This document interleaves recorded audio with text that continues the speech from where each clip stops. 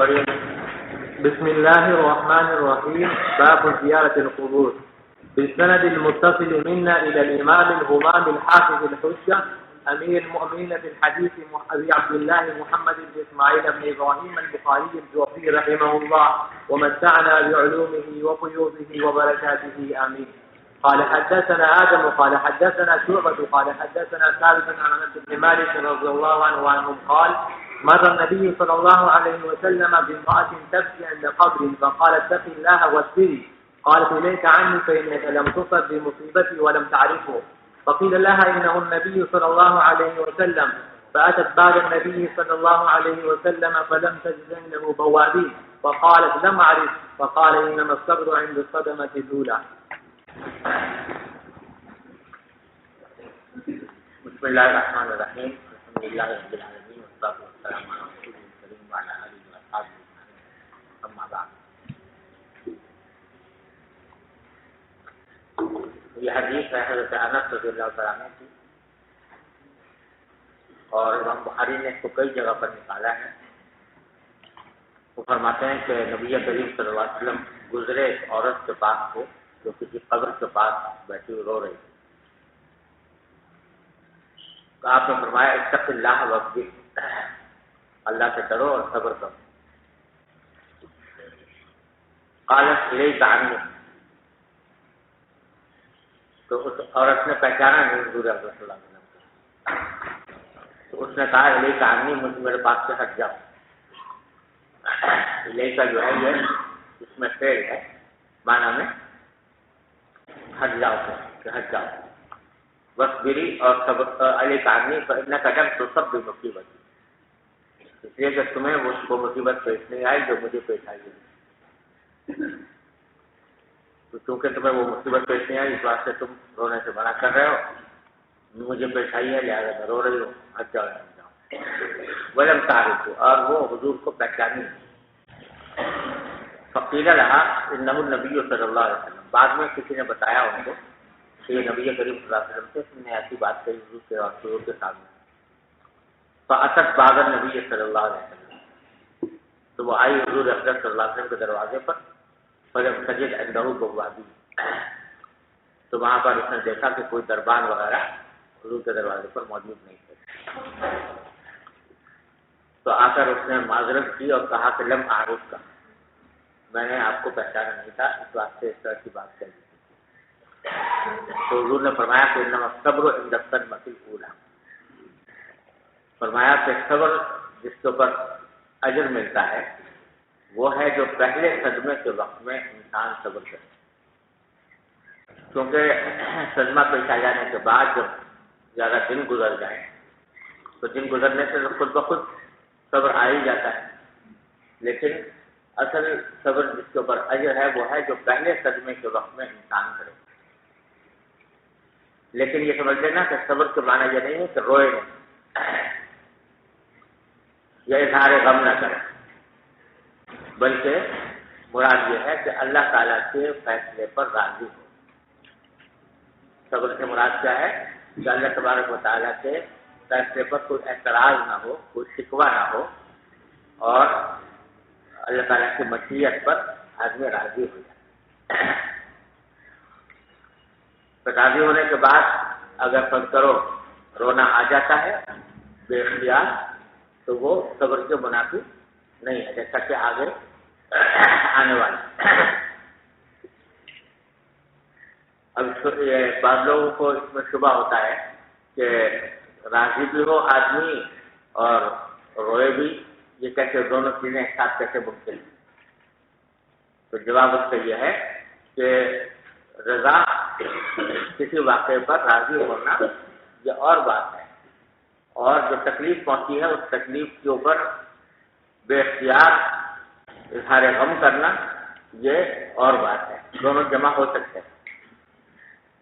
اگر کسی ڈاکٹر کے پاس آدمی کوئی جائے اور اس کو آپریشن کرے تو آپریشن کی تکلیف تو ہوگی، وہ چیخے گا بھی چلائے گا بھی، لیکن ساتھ راضی بھی ہے کہ جو کام کر رہا ہے وہ ٹھیک ہے.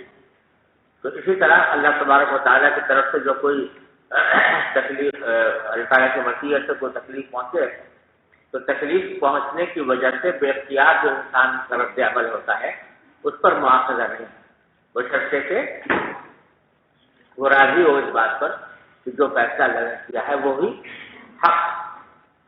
تو یہ صبر اگر صدمہ اولیٰ کے وقت میں کرے آدمی تو وہ موجب اجر فرمائے۔ اس حدیث پر امام بخاری نے جو ترجمۃ الباب قائم کیا ہے وہ باب زیارت القبور ہے، یعنی اس حدیث سے یہ ثابت کیا ہے کہ قبر کی زیارت کے لیے جانا اور قبر کے پاس جانا، اس کی زیارت کرنا اور وہاں پر سلامت کرنا وغیرہ یہ مشروع ہے اور جائز ہے، کیونکہ نبی کریم صلی اللہ علیہ وسلم نے اس عورت کو قبر پر آنے پر تو وہ منعت نہیں کی، اس کو جو کہا وہ یہ کہ بھائی صبر کرو، لیکن یہ نہیں فرمایا کہ تم قبر پر کیوں آئیں۔ تو معلوم ہوا کہ قبر کی زیارت جائز ہے، اور شروع میں نبی کریم صلی اللہ علیہ وسلم کو منع کیا گیا تھا، اور اس وقت میں آپ نے منع کیا تھا کہ قبروں کے پاس نہ جائیں، اور اس میں غالباً حکمت یہ تھی کہ عقائد اسلام پوری طرح راسخ نہیں ہوئے تھے، اس واسطے اندیشہ تھا کہ لوگ جو ہے قبروں پر جا کر کوئی شرک وغیرہ کا ارتکاب نہ کریں، اس واسطے منع کیا گیا تھا۔ لیکن بعد میں یہ وہ منعات منسوخ ہو گئی، اور حدیث میں نبی کریم صلی اللہ علیہ وسلم نے فرمایا کہ كنت نهيتكم عن زيارة القبور فقد أذن لمحمد في زيارة قبر أمه ألا فزوروها، اور كما قال صلی اللہ علیہ وسلم، تو میں نے تم کو منع کیا تھا زیارت قبور سے، لیکن اب مجھے اپنی والدہ کی قبر پر جانے کی اجازت مل گئی ہے، تو اب تم قبروں پر جا سکتے ہو۔ ایک مسئلہ تو یہ اس سے ہوا۔ دوسرے اسی حدیث سے ترجمۃ الباب سے امام بخاری نے ایک اور بات کی طرف اشارہ کیا ہے، وہ کہ جس طرح مردوں کے لیے جائز ہے قبروں پر جانا تو عورتوں کے لیے بھی جائز ہے۔ اس میں فقہا کا تھوڑا سا اختلاف رہا ہے، بعض فقہا نے عورتوں کو قبر کے پاس جانے سے منع کیا ہے، لیکن راجح سب کے نزدیک یہ ہے کہ جس طرح مردوں کے لیے جائز ہے قبروں پر جانا، اسی طرح عورتوں کے لیے بھی جائز ہے۔ البتہ چونکہ عورتوں میں بعض اوقات کچھ مفاسد ہوتے ہیں کہ بے پردگی کبھی اندیشہ ہو جاتا ہے، نیز عورتوں کے اندر کم یعنی دل جو ہوتا ہے کمزور ہوتا ہے، تو وہاں جا کر زیادہ نوحہ کریں یا ماتم کریں یا کوئی بدعات کا ارتکاب کریں، اس واسطے کی ان مفاسد کی وجہ سے بزرگوں نے ہمت افزائی نہیں کی عورتوں کے قبروں پر جانے کی، لیکن فی نفسی ہی جائز ہے، اور جائز ہونے کی یہی دلیل ہے کہ یہاں پر نبی کریم صلی اللہ علیہ وسلم نے عورت کو قبر پر آنے سے منع نہیں کیا، یہ نہیں کہا کہ قبر پر کیوں آئی تم، بلکہ صبر کی تلقین فرمائی۔ تو اور حضرت عائشہ صدیقہ رضی اللہ تعالیٰ عنہا کا اپنے بھائی کی قبر پر جانا بھی ثابت ہے، حضرت فاطمہ رضی اللہ تعالیٰ عنہا حمزہ کی قبر پر جایا کرتی تھی، اور یہ جو حکم آیا تھا کہ الا فزوروہا تمہارے لیے جائز ہے جانا، تو اس میں حکم عام ہے، اس میں مرد عورت سب شامل ہے۔ جی باب قول النبي صلى الله عليه وسلم يعذب الميت ببعض بكاء أهله عليه إذا كان النوم من سنته، لقول الله تعالى قوا أنفسكم وأهليكم نارا، وقال النبي صلى الله عليه وسلم كلكم راع وكلكم مسؤول عن رعيته، فإذا لم يكن من سنتي فهو كما قالت عائشة رضي الله عنها ولا تزر وازرة وزر أخرى، وهو كقوله وإن تدع مثقلة إلى حملها لا يحمل منه شيء، وما يرخص من البكاء في غير نوح، وقال النبي صلى الله عليه وسلم لا تقتل نفس ظلما إلا كان على ابن آدم الأول كفل من دمها، وذلك لأنه أول من سن القتل۔ یہ ترجمۃ الباب امام بخاری نے ایک اس مسئلے سے بیان کے لیے قائم فرمایا ہے جو حضرات صحابہ کرام رضی اللہ تعالیٰ عنہم اجمعین کے وقت سے مختلف فی طرح آتا ہے۔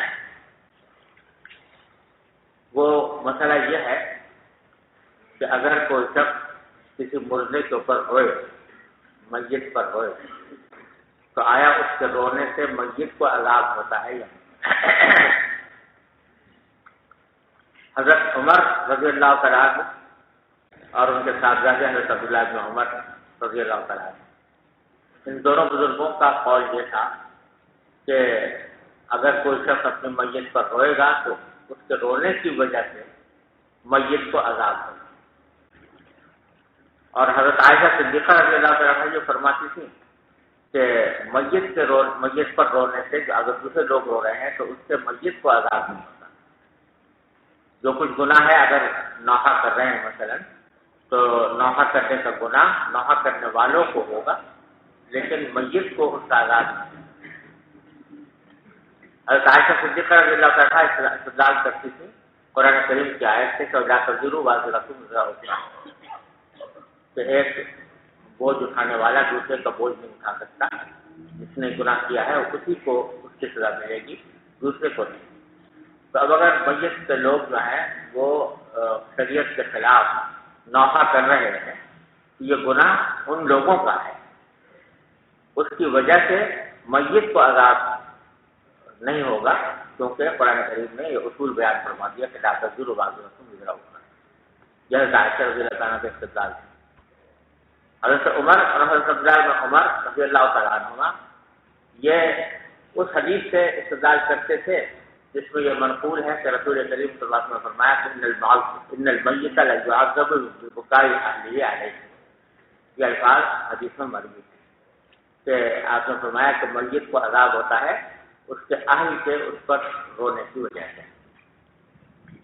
تو وہ کہتے ہیں کہ حضور اکرم صلی اللہ علیہ وسلم کو یہ ارشاد ہے لہذا اس پر بھی ایمان رکھنا چاہیے کہ مردے کو عذاب ہوتا ہے. جمہور فقہا نے اور محدثین نے حضرت عائشہ رضی اللہ تعالیٰ کے قول کو ترجیح دی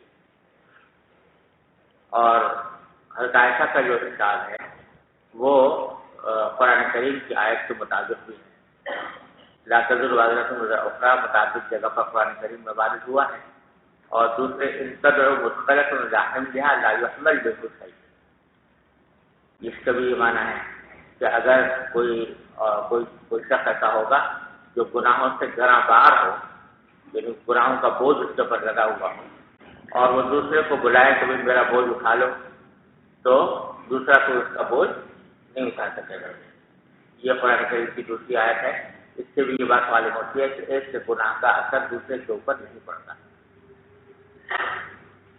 جہاں تک اس حدیث کا تعلق ہے کہ المیت لیعذب ببکاء اہلہ علیہ جس میں یہ منقول ہے کہ آپ نے فرمایا کہ میت کو اس کے اہل کے بکا کی وجہ سے عذاب ہوتا ہے. اس کی مختلف توضیحات کی گئی ہے. ایک توجہ تو عائشہ صدیقہ رضی اللہ عنہا نے فرمائی ہے جو آگے آنے والی ہے روایت میں. پھر عائشہ نے فرمایا کہ اصل میں عبداللہ بن عمر وغیرہ کو غلط فہمی ہوئی. ہوا یہ تھا کہ ایک مرتبہ آپ ایک یہودی کے جنازے کے پاس سے گزرے تھے تو وہاں پر لوگ جو ہیں اس یہودی کے اوپر رو رہے تھے. تو آپ نے اس موقع پر آپ نے فرمایا تھا کہ انہم یبکون وان المیت یعذب فی قبرہ. یہ لوگ تو رو رہے ہیں اور اس کو عذاب ہو رہا ہے.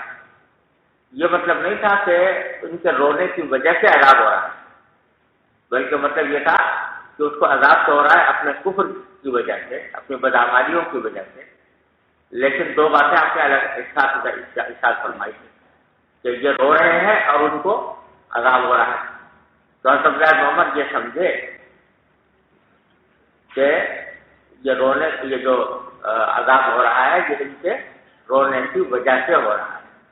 حالانکہ آپ نے یہ نہیں فرمایا تھا کہ رونے کی وجہ سے ہو رہا ہے بلکہ مطلق عذاب کو ہونے کا ذکر فرمایا تھا جس کا مطلب یہ تھا کہ وہ اپنے کفر اور بدعمالیوں کی وجہ سے عذاب ہو رہا ہے. یہ توجیہ تو حضرت عائشہ نے فرمائی ہے آگے حدیث میں آنے والی ہے.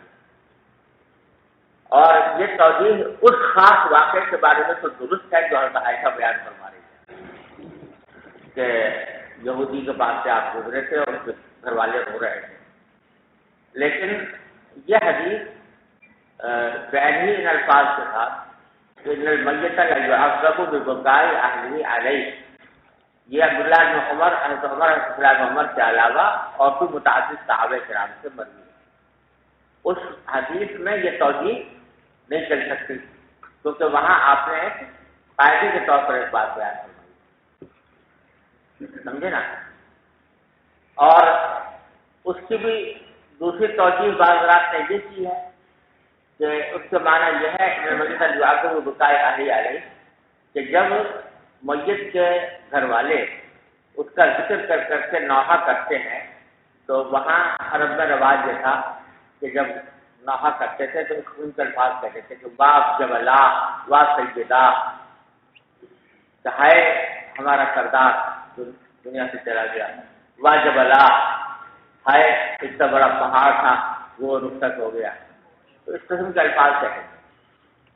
تو جس وقت اگر وہ میت ایسا ہے کہ جو بدعمل تھا یا کافر تھا، تو جس وقت یہ کہہ رہا ہوتا ہے وا جبلا وا سیدہ، تو اسی وقت اس کی پٹائی ہو رہی ہوتی ہے وہاں قبر میں، اور فرشتے جو مار رہے ہوتے ہیں وہ یہ کہتے ہیں، اس سے کہتے ہیں انتر سید، انتر جبل، کہ تو ہی وہ جبل ہے جس کا ذکر کر رہے ہیں یہ لوگ، اور تو ہی وہ سید ہے جس کا ذکر کر کے واقعی جدا کر رہے ہیں۔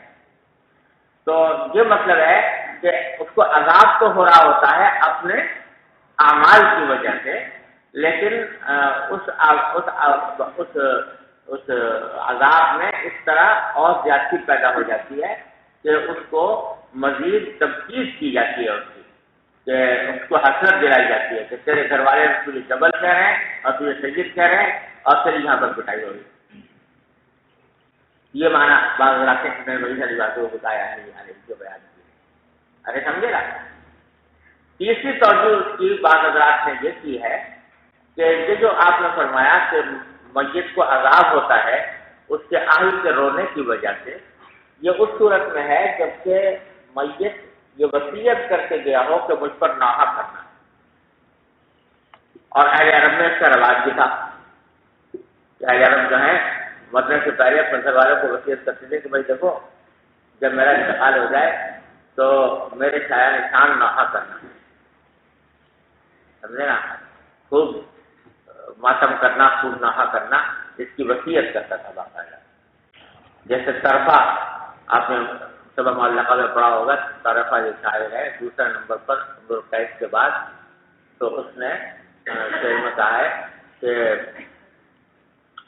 وَإِن مِتُّ فَنْعِنِي بِمَا أَنَا أَهْلُهُ وَشُقِّ عَلَيَّ الْجَيْبَ ابْنَةَ مَعْبَدِ، ابنت معبد جو اس کی بیوی ہے یا محبوبہ ہے، اس سے خطاب کر کے کہتا ہے کہ اے ابنت معبد جب میں مر جاؤں تو میرے موت کی خبر اس انداز میں دینا جس کا میں اہل ہوں، اذا مت فنعینی بما انا اہل وشق علی الجیب ابنۃ معبد، اور میرے اوپر گریبان بھی پھاڑنا۔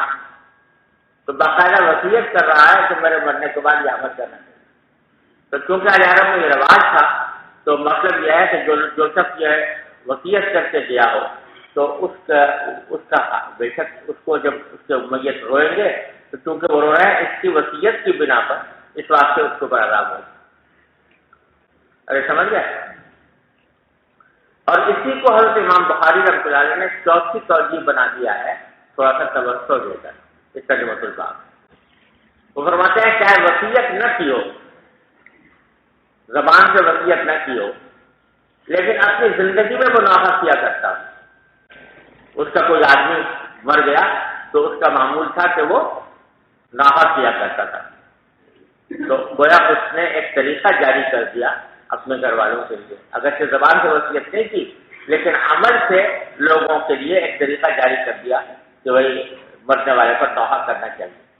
تو چونکہ اس نے طریقہ جاری کیا اپنے عمل سے، اس واسطے جو نوحہ کریں گے اس کا گناہ اس کو ملے گا، کیونکہ اس شخص نے اپنے گھر والوں کو نہ صرف یہ کہ روکا نہیں نوحے سے، بلکہ اپنے عمل سے اس کو تقویت بخشی اور اپنے عمل سے لوگوں کو آمادہ کیا کہ اس کے مرنے کے بعد بھی وہ نوحہ کریں، اس واسطے اس کو گناہ ہوگا۔ لیکن اگر کوئی شخص نہ تو اس نے وصیت کی، نہ اس نے کوئی اپنی زندگی میں وہ کسی پر نوحہ کیا کرتا تھا جس کے نتیجے میں اس کے گھر میں یہ طریقہ جاری ہو گیا ہو، تو اس صورت میں میت کے رونے سے اس کے اوپر عذاب نہیں ہوگا۔ یہ مطلب ہے امام بخاری نے ترجمۃ الباب میں یہ بات فرمائی ہے۔ باب قول النبی صلی اللہ علیہ وسلم یعذب المیت ببعض بکاء اہلہ علیہ اذا کان النوح من سنتی، جبکہ نوحہ کرنا اس مرنے والے کی عادت ہو کہ وہ اپنی زندگی میں نوحہ کیا کرتا ہو. لقول اللہ تعالیٰ قوا انفسکم واہلیکم نارا، اس واسطے کہ اللہ تعالیٰ نے یہ فرض قرار دیا ہر آدمی کے ذمے کہ وہ اپنے آپ کو بھی آگ سے بچائے، اپنے گھر والوں کو بھی. اس کے معنی یہ کہ ان کو نیکی کی ترغیب کرنی چاہیے اور برائی سے روکنا چاہیے. اور اگر اس نے بجائے برائی سے روکنے کے برائی کی ترغیب دی ہے تو یہ اس کا گنہگار ہوگا اور اس کے اوپر عذاب ہوگا. وقال النبی صلی اللہ علیہ وسلم کلکم راع وکلکم مسئول عن رعیتہ، آپ نے یہ بھی فرمایا کہ تم میں سے ہر ایک راعی ہے اور ہر ایک سے اپنی رعیت کے بارے میں سوال ہوگا. تو جو شخص کے کسی گھر کا سربراہ ہے وہ اپنے گھر والوں کی رعایت کرنا یعنی ان کی حفاظت کرنا اور ان کو تلقین کرنا یہ سب اس کا فریضہ ہے. اس نے اگر ایسا اس کے اندر کوتاہی کی تو اس کے اوپر بھی اس کو گناہ ہوگا. سمجھ گیا بھائی؟ تو اذا لم یکن من سنتی، لیکن اگر یہ عمل اس کی سنت میں داخل نہ ہو، یعنی اپنے طریقے میں اس کا اپنی زندگی میں وہ نوحہ نہ کیا کرتا ہو، فہو کما قالت عائشہ، تو اس کا حکم وہی ہے جو عائشہ نے فرمایا کہ لا تزر وازرۃ وزر اخرى، وہو كقولہ. اور یہ قرآن کریم کا یہ ارشاد دوسرے ارشاد کی طرح ہے جس میں آپ نے فرمایا وَإِن تَدْعُ مُثْقَلَةٌ إِلَىٰ حِمْلِهَا لَا يُحْمَلْ مِنْهُ شَيْءٌ، کہ اگر کوئی شخص مثقلہ ہو جس کے اوپر بوجھ لگا ہوا ہو گناہ کا، وہ اگر کسی کو دعوت دے گا کہ اس کو اٹھا لے اس بوجھ کو، تو اس پہ اس کو اٹھایا نہیں جائے گا کسی طرف. ارے سمجھ گئے؟ ایک مسئلہ تو یہ بیان کر دیا. آگے یہ مسئلہ بیان کیا وما یرخص من البکاء فی غیر نوح، اور یہ بھی کہ رونا کی رخصت ہے، اجازت ہے من غیر نوح، جبکہ نوح کے بغیر. وہ جس کا میں نے کل بتایا تھا کہ غیر اختیاری طور پر جو رونا آئے اس پر مواخذہ نہیں ہے اور جان بوجھ کر نوحہ کرنے کی ممانعت ہے. وقال النبی صلی اللہ علیہ وسلم، آپ نے فرمایا کہ لا تقتل نفس ظلما الا كان على ابن ادم الاول كفل من دمها. یہ بھی رسول کریم صلی اللہ علیہ وسلم کا ارشاد ہے کہ جس کسی انسان کو ظلماً قتل کیا جاتا ہے تو آدم علیہ السلام کے پہلے بیٹے پر اس کے خون کا کچھ حصہ واجب ہوتا ہے. یعنی جو شخص بھی قتل کرتا ہے کسی کو تو قاتل کو تو گناہ ہوتا ہی ہے، لیکن اس قاتل کے اس گناہ کا کچھ نہ کچھ حصہ آدم علیہ السلام کے پہلے بیٹے یعنی قابیل کے اوپر بھی جاتا ہے، کیونکہ لأنه اول من سن القتل، کیونکہ اس نے قتل کا طریقہ سب سے پہلے جاری کیا. تو کیونکہ اس نے طریقہ جاری کیا اس واسطے بعد میں آنے والے جس سے قاتل ہیں ان کا گناہ اس کو بھی پہنچتا ہے. تو اسی طرح اگر کوئی جیسا نے نوحہ کرنے کا طریقہ جاری کیا ہو تو جو لوگ بھی نوحہ کریں گے تو وہ اس کے اوپر اس کا گناہ ہوگا. جی.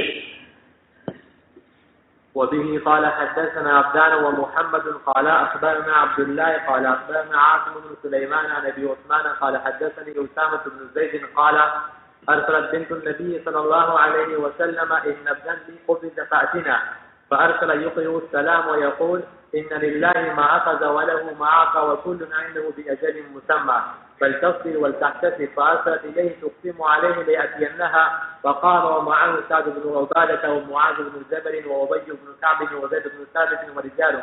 فرفع إلى رسول الله صلى الله عليه وسلم الصبي ونفسه تتقعقع، قال حسبت أنه قال كأنها شن ففاضت عيناه. فقال سعد يا رسول الله ما هذا؟ قال هذه رحمة جعلها الله في قلوب عباده وإنما يرحم الله من عباده الرحماء. یہ حدیث بھی امام بخاری نے کئی جگہ نکالی ہے، یہاں پہلی بار آ رہی ہے. حضرت اسامہ بن زید رضی اللہ عنہ فرماتے ہیں نبی کریم صلی اللہ علیہ وسلم کی صاحبزادی یعنی حضرت زینب نے آپ کو بات پیغام بھیجا ان ابنا لی قبض، تو میرا ایک بیٹا ہے جو جس کی روح قبض ہونے والی ہے. قبضہ کے لفظی معنی تو یہ ہے کہ قبض ہو گئی، لیکن مراد یہ ہے کہ قبض ہونے والی ہے یعنی آخری لمحات ہیں اس کے. فاتنا لہذا آپ ہمارے پاس آ جائیے. فارسل یقرئ السلام، تو نبی کریم صلی اللہ علیہ وسلم نے ان کو پیغام بھیجا، سلام بھیجا. ویقول، اور فرمایا کہ ان للہ ما اخذ ولہ ما اعطى، کہ اللہ تعالیٰ ہی کے لیے ہے وہ جو اس نے لیا اور اسی کا ہے جو اس نے دیا. یعنی مطلب یہ کہ بچہ جو ہے یہ اللہ تعالیٰ کی عطا تھی تو وہی اس نے واپس لے لیا، تو اس واسطے اللہ تعالیٰ کو اس کا پورا حق ہے۔ وَكُلٌّ عِندَهُ بِأَجَلٍ مُّسَمًّى، اور ہر انسان جو ہے وہ اللہ تعالیٰ کے پاس ایک معین مدت تک کے لیے زندہ ہے، اس کے بعد اس کا انتقال ہونا ہے۔ فَلْتَصْبِرْ وَلْتَحْتَسِبْ، تو ان کو چاہیے کہ اپنی شہزادی کے بارے میں فرمایا کہ ان کو چاہیے کہ صبر کریں اور ثواب کی امید رکھیں۔ وَلْتَحْتَسِبْ یعنی ثواب کی امید رکھیں۔ فَأَرْسَلَ إِلَيْهِ تُقْسِمُ عَلَيْهِ، اگر رمضان نے دوبارہ پیغام بھیجا، قسم دی رسول اللہ کریم صلی اللہ علیہ وسلم کو کہ لَيَأْتِيَنَّهَا، کہ آپ ضرور آئیں۔ فقام ومعه سعد بن عبادہ ومعاذ بن جبل وابی بن کعب وزید بن ثابت، تو آپ تشریف لے گئے اور آپ کے ساتھ صحابہ کرام بھی موجود تھے، بڑی جالون اور کچھ اور بھی تھے۔ فرفع الى رسول اللہ صلی اللہ علیہ وسلم الصبی، تو اس بچے کو اٹھا کر حضور اکرم صلی اللہ علیہ وسلم کو دیا گیا۔ وَنَفَسُهُ تَتَقَعْقَعْ، اور اس کا جو سانس تھا وہ اوپر نیچے ہو رہا تھا۔ تقاقع کے معنی ہوتے ہیں جیسے مشق ہوتی ہے، تو مشق کبھی پھول گئی کبھی نیچے بیٹھ گئی، اس کو تقاقع کہتے ہیں، سمجھے نا؟ اوپر نیچے ہو رہا تھا سانس، یعنی وہ جیسے آخر وقت میں سانس جو ہے وہ بے قابو ہوتا ہے، اسی طرح ہو رہا تھا۔ قال حسبت انه قال كانها سن، راوی کہتے ہیں کہ میرا گمان یہ ہے کہ انہوں نے یہ بھی کہا تھا اسامہ بن زید نے کہ وہ اس طرح اوپر نیچے ہو رہا تھا جیسے کہ ایک مشکیزہ، شن کے معنی مشکیزہ، مشکیزے میں ہوا بھر جائے تو کھل جائے گا پھر بیٹھ جائے گا، اس طرح۔ ففاضت عینا، تو اسے دیکھ کر نبی کریم صلی اللہ علیہ وسلم کی آنکھیں بھر آئیں، یعنی آنسو آ گئے۔ فقال سعد بن عبادہ نے کہا کہ یا رسول اللہ ما ھذا، یہ جو آپ رو رہے ہیں یہ کیا ہے؟ قال ھذہ رحمت جعلھا اللہ فی قلوب عبادہ، آپ نے فرمایا کہ یہ رحمت ہے جو اللہ کے بندوں، اللہ نے اپنے بندوں کے دلوں میں رکھی ہے۔ مطلب یہ کہ وہی بات کہ ظاہری طور پر جو رونا آئے وہ رحمت کا حصہ ہے اور اس کے اوپر کوئی مواخذہ نہیں۔ وَإِنَّمَا يَرْحَمُ اللَّهُ مِنْ عِبَادِهِ الرُّحَمَاء، اور اللہ تعالیٰ آپ کے بندوں میں سے انہی پر رحم کرتا ہے جو رحم کرنے والے ہوتے ہیں دوسروں پر۔ جی وبه قال حدثنا عبد الله بن محمد قال حدثنا ابو عامر قال حدثنا فليح بن سليمان عن هلال بن علي عن انس بن مالك رضي الله عنه وعنهم قال شهدنا بنتا رسول الله صلى الله عليه وسلم قال ورسول الله صلى الله عليه وسلم جالس على القبر قال فرأيت عينيه تدمعان قال فقال هل منكم رجل لم يخالف الليلة فقال ابو طلحة انا قال فانزل قال فنزل في قبرها۔ یہاں جنس دوسری حدیث بیان کر رہے ہیں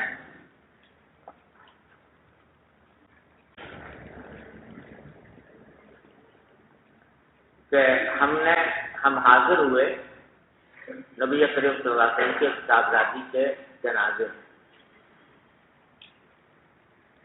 اور اس کا مراد ہے حضرت ام کلثوم رضی اللہ عنہا،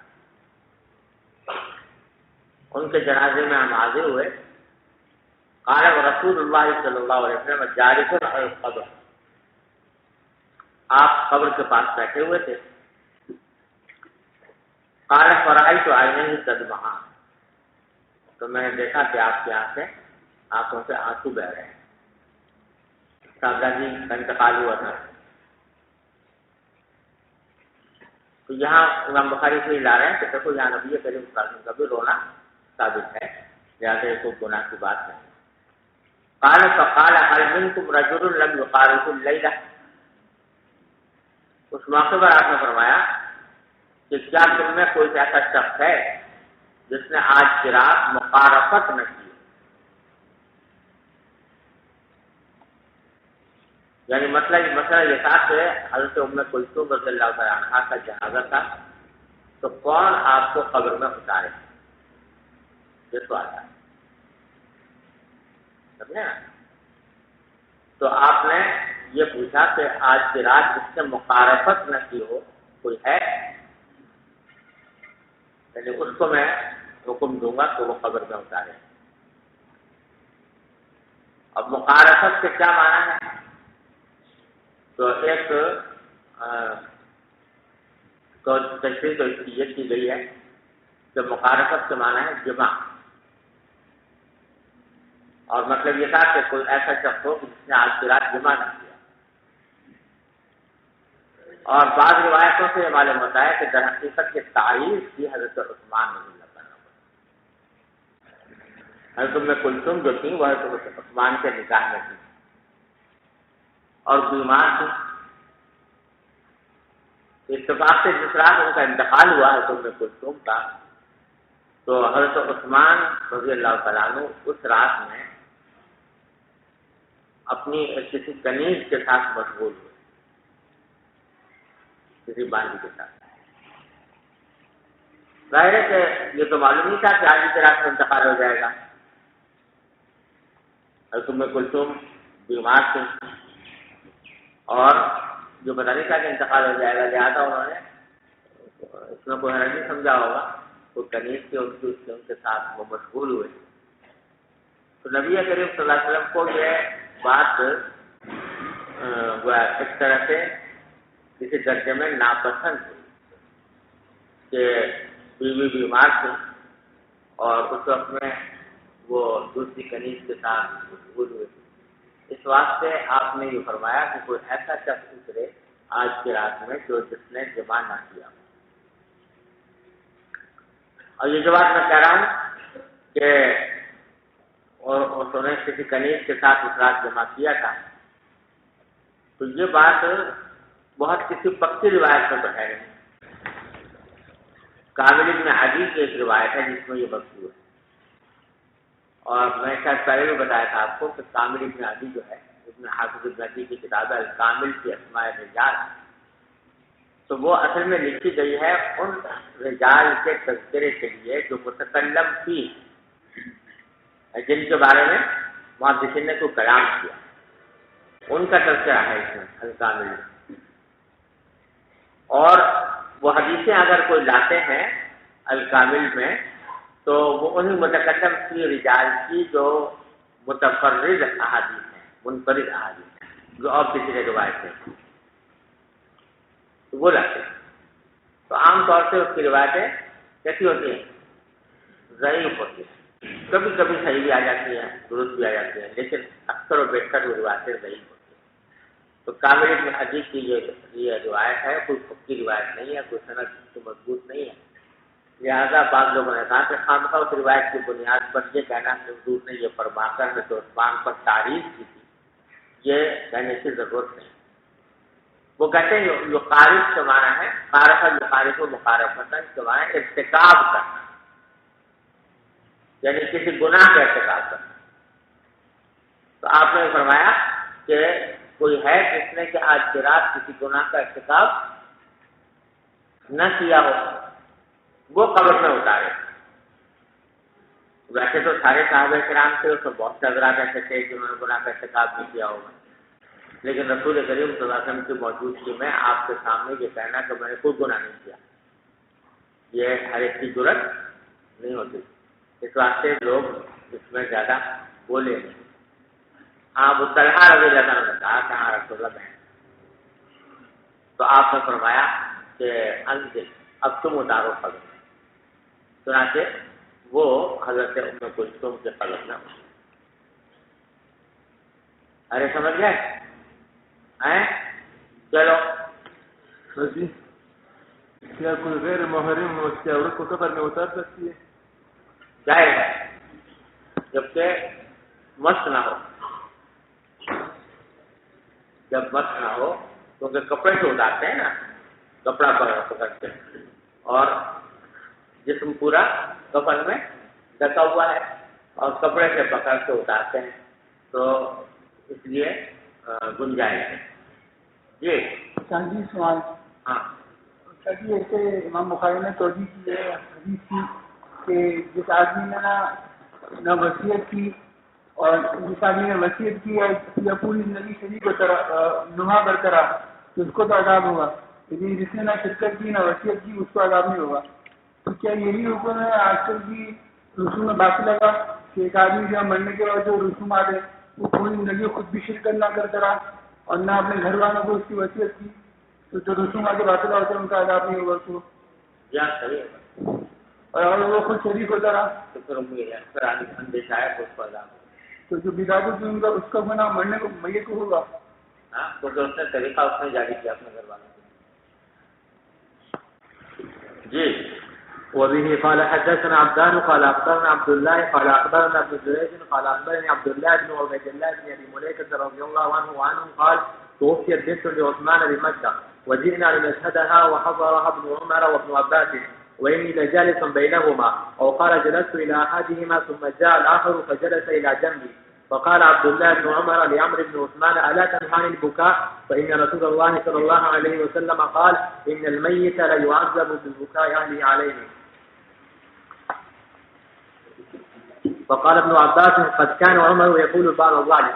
ثم حدث قال نزلت مع عمر من مكة حتى إذا كنا بالبيداء إذا هو بركب تحت ظل ثمرة، فقال الحق انظر من هؤلاء الركب، قال فنظرت فإذا صهيب فأخبرته فقال ادعه لي، فرجعت إلى صهيب فقلت ارتحل فلحق أمير المؤمنين، فلما أصيب عمر دخل صهيب يبكي يقول وأخاه وصاحباه، فقال له عمر يا صهيب وتبكي علي وقد قال رسول الله وصاحباه، یہ ہاتھ کے اوپر حرکت نہیں پڑتے وصاحباه، فقال له عمر يا صهيب وتبكي علي وقد قال رسول الله صلى الله عليه وسلم إن الميت يعذب ببعض بكاء أهله عليه.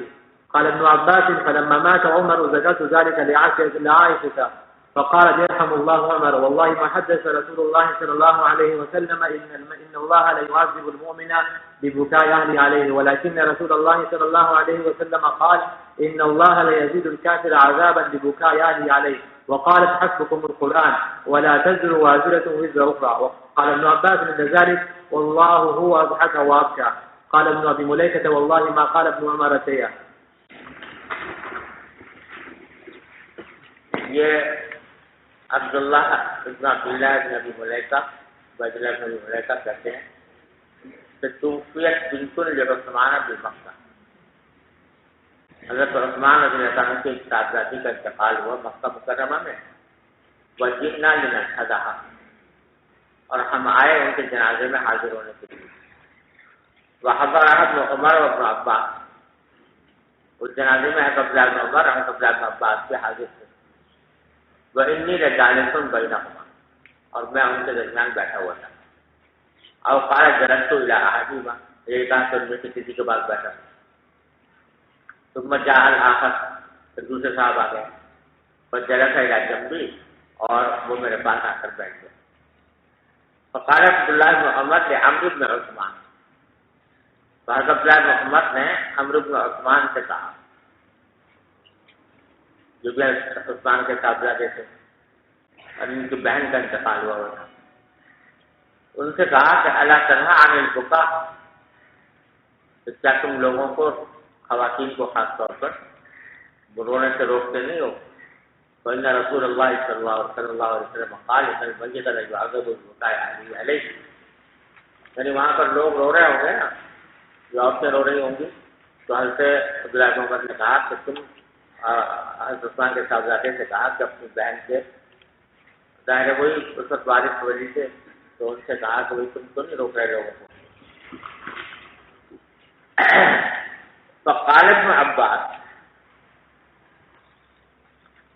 حضرت عبداللہ بن عباس وہاں بیٹھے ہوئے تھے تو انہوں نے فرمایا کہ قد کان عمر یقول بعض ذلک، جو بات عبداللہ بن عمر کہہ رہے ہیں کہ میت کے اوپر رونے سے میت کو عذاب ہوتا ہے، تو حضرت عمر بھی اس قسم کی بات کہا کرتے تھے، اور پھر واقعہ سنایا،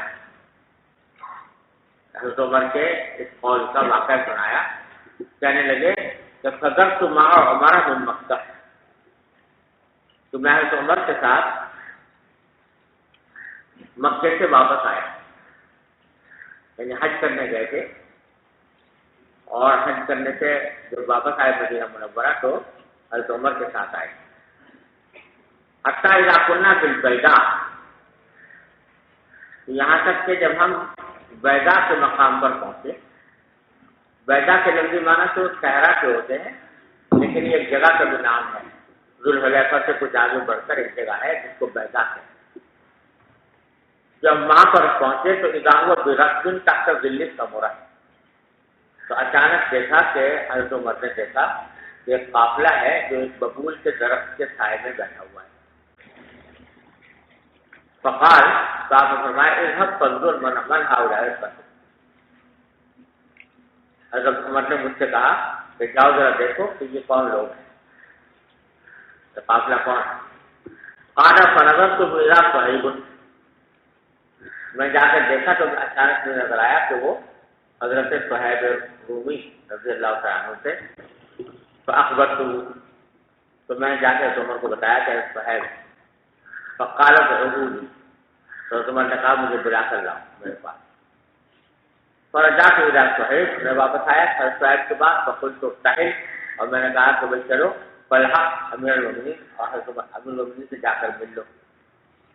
یہ واقعہ کا ہوا تھا بہت عرصے پہلے، یعنی اس سے بتانے منظور ہے کہ حضرت فاروق اعظم کو حضرت صہیب سے خصوصی تعلق تھا کہ جب ان کا قافلہ کرایا تو آپ نے خاص طور پر ان کو بلا کر ان سے اپنے پاس بلایا. پھر آگے دوسرا واقعہ بیان کرتے ہیں. فلما اصیب عمر، پھر بعد میں جب حضرت عمر زخمی ہوئے، جب ان پر حملہ ہوا تھا، تو دخل صہیب یبکی، تو صہیب داخل ہوئے حضرت عمر کے پاس روتے ہوئے اور یہ کہتے ہوئے کہ واہ اخا واہ صاحبہ، ہائے میرا بھائی ہائے میرا دوست. حضرت عمر کو کی طرف اشارہ کیا. فقال له عمر، حضرت عمر نے ان سے کہا کہ آپ صہیب اتبکی علیہ، کیا تم رو رہے ہو؟ وقد قال رسول اللہ صلی اللہ علیہ وسلم ان المیت یعذب بقول بکاء اہلہ. تو اس وقت حضرت عمر نے یہ مسئلہ اس طرح بیان کیا، یہ حدیث سنائی. ارے سمجھ گئے؟ تو یہ کہنا چاہتے ہیں کہ جس طرح عبداللہ بن عمر منع کر رہے ہیں رونے سے، اسی طرح حضرت عمر بھی یہی فرمایا کرتے تھے. قال ابن عباس فلما مات عمر، ابن عباس کہتے ہیں جب حضرت عمر کا انتقال ہو گیا تو ذکر تو جائے گا، ذکر تو ذالک کا جائے گا، تو میں نے عائشہ سے یہ بات ذکر کی کہ عمر نے ایسا کہا تھا. فقالت، تو عائشہ نے فرمایا کہ یرحم اللہ عمر، اللہ تعالیٰ حضرت عمر پر رحم کرے. واللہ ما حدث رسول اللہ صلی اللہ علیہ وسلم ان اللہ لا يعذب المؤمن ببكاء اهله. حضور نے یہ بات نہیں فرمائی تھی کہ اللہ تعالیٰ مومن کو عذاب دیتے ہیں اس کے گھر والوں کے رونے کی وجہ سے. ولكن رسول اللہ صلی اللہ علیہ وسلم قال، لیکن آپ نے یہ فرمایا تھا کہ اللہ لا يزيد الكافر عذابا، کہ کافر کو عذاب میں زیادتی کرتے ہیں اس کے گھر والوں کے رونے کی وجہ سے. یعنی اول تو یہ حکم تھا صرف کافر کے ساتھ مخصوص، دوسرے یہ نہیں تھا کہ میت کے رونے کی وجہ سے عذاب ہوتا ہے. عذاب تو ہوتا ہے اس کے کفر وغیرہ کی وجہ سے، لیکن اس کے میت کے رونے کی وجہ سے اس کے عذاب میں اضافہ ہوتا ہے. اور اضافہ اسی طرح جو میں نے ابھی بتایا کہ جب لوگ اس کو واہ جبلات واہ سیدات کہہ رہے ہوتے ہیں تو فرشتے جو ہیں اس کی اور ٹھکائی لگاتے ہیں اور کہتے ہیں کہ انت جبل انت سید، کہ اس سے اس کی تکلیف میں اضافہ ہوتا ہے. وقالت، اور عائشہ نے فرمایا تحسبکم القرآن، قرآن تمہارے لیے اس معاملے کا فیصلہ کرنے کے لیے کافی ہے. ولا تزول وازرة وزر اخرى. قال ابن عباس عند ذلك، تو اور حضرت ابن عباس نے اس وقت یہ بھی فرمایا کہ اللہ تعالیٰ نے فرمایا ہے کہ واللہ هو اضحك وابكى، کہ اللہ تعالیٰ ہی ہے جو ہنساتا ہے اور رلاتا ہے. یعنی انسان سے بسا اوقات اختیار نہیں ہوتا، بعض اوقات بے اختیار ہنسی آ جاتی ہے اور بعض اوقات بے اختیار ہونا آ جاتا ہے. تو جب اللہ تعالیٰ کا یہ فعل ہے تو پھر اس کے اوپر بندے سے معاہدہ نہیں ہے، نہ رونے والے سے اور نہ اس جس شخص پر رویا جا رہا ہے اس سے. قال ابن ابی ملیکہ واللہ ما قال ابن عمر شیئا. ابن ابی ملیکہ جو سارا واقعہ بیان کر رہے ہیں وہ کہتے ہیں کہ جب عبداللہ بن عباس نے یہ ساری باتیں بیان کی اور عائشہ کا مذہب بھی بیان کیا تو عبداللہ بن عمر نے کچھ کہا نہیں، یعنی اس کی کوئی تردید نہیں کی. ارے سمجھ جاؤ. چلو. بسم الله الرحمن الرحيم. وبالسند المتصل منا إلى الإمام الهمام حافظ الحجة أمير المؤمنين في الحديث محمد بن إسماعيل البخاري رحمه الله تعالى ومتعنا بعلومه وفضله وبركاته آمين. قال حدثنا إسماعيل بن خليل قال حدثنا علي بن مسلم قال أخبرنا أبو إسحاق وهو الشيباني عن أبي بردة عن أبيه رضي الله تعالى عنهما وعنهم قال لما أصيب عمر جعل صهيب يقول وآخاه فقال عمر ما علمت أن النبي صلى الله عليه وسلم قال إن الميت ليعذب ببكاء الحي. وبه قال حدثنا عبد الله بن يوسف قال أخبرنا مالك عن عبد الله بن أبي بكر عن أبيه عن امرأة بن عبد الرحمن رضي الله تعالى عنها وعنهم أنها أخبرت أنها سمعت عائشة زوج النبي صلى الله عليه وسلم قالت إنما مر رسول الله صلى الله عليه وسلم على يهودية يبكي عليها أهلها فقال إنهم يبكون عليها وإنها لتعذب في قبرها. یہ وہی بات ہے جو میں نے پہلے بتا دی تھی نا. عائشہ نے یہ تعبیر کی. ایک تعبیر تو پیچھے تھی کہ کافر کا معاملہ تھا اور یہ کہا تھا کہ عذاب میں زیادتی ہو رہی, اور دوسرا یہ واقعہ. جی. باب ما يقرأ من النياحة على الميت. وقال عمر دعوهن يبكين على أبي سليمان ما لم يكن نحوا أو لخلقة والنكر والتراب على الرأس واللخلقة الصوت. یہ فرمایا کہ میت کے اوپر رونا تو جائز ہے, بے اختیار رہو, لیکن نوحہ کرنا منع ہے. اور نوحہ کی تفصیل جو ہے وہ یہ اس کی تشریح کرتے ہوئے فرمایا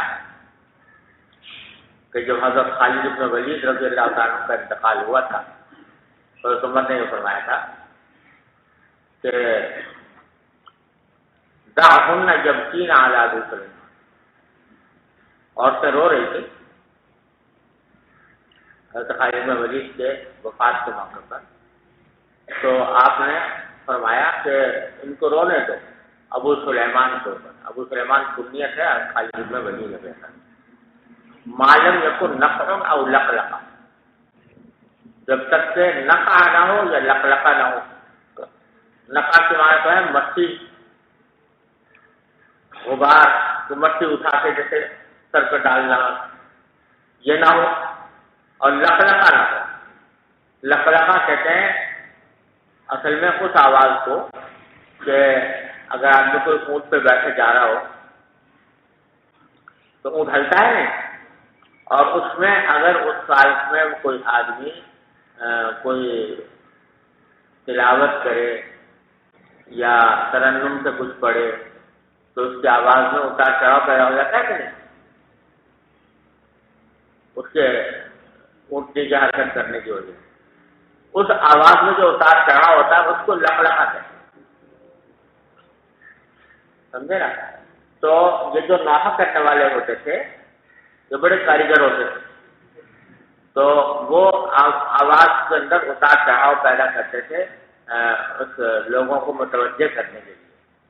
تو اس کی طرف اشارہ ہے, یعنی جب تک مٹی نہ ڈالے سروں پر یا لقلقہ نہ ہو آواز میں جو باقاعدہ مصنوعی طور پر پیدا کیا جاتا ہے, تو وہ نہ ہو تو اس وقت تک محض اگر بے اختیار ہونا آ جائے تو اس میں کوئی مداخلہ نہیں ہے, لہذا عورتوں کو منع کرنے کی ضرورت نہیں. جو مطلب جی.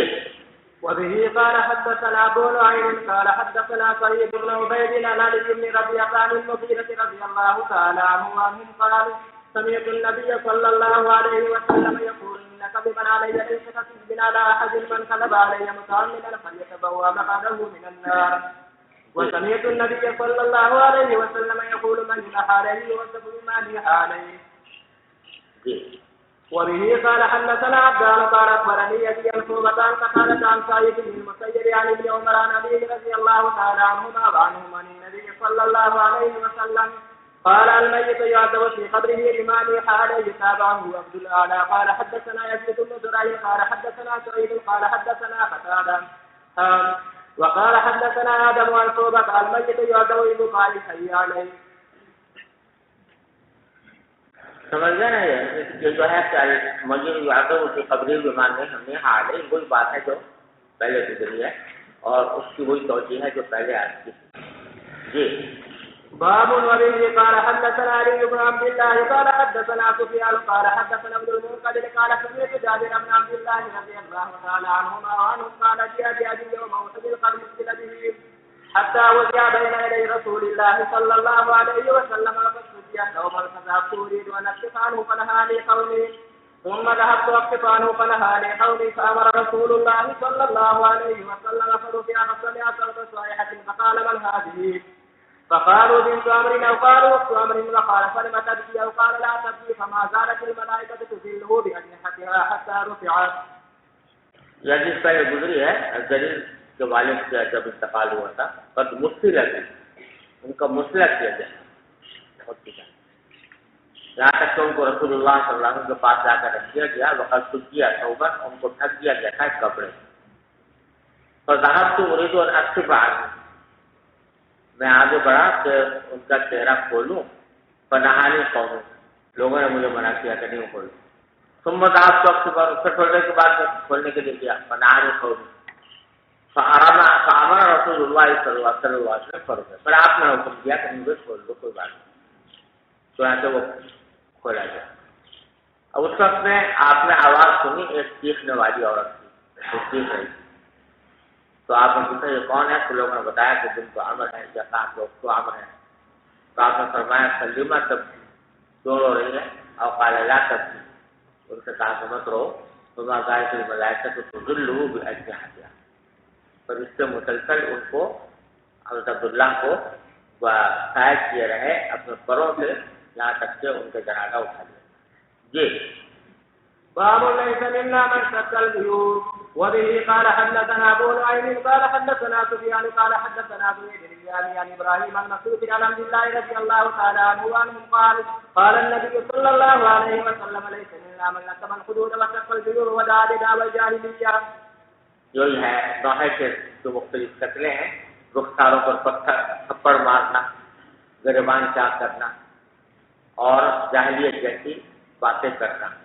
جی باب رساء النبي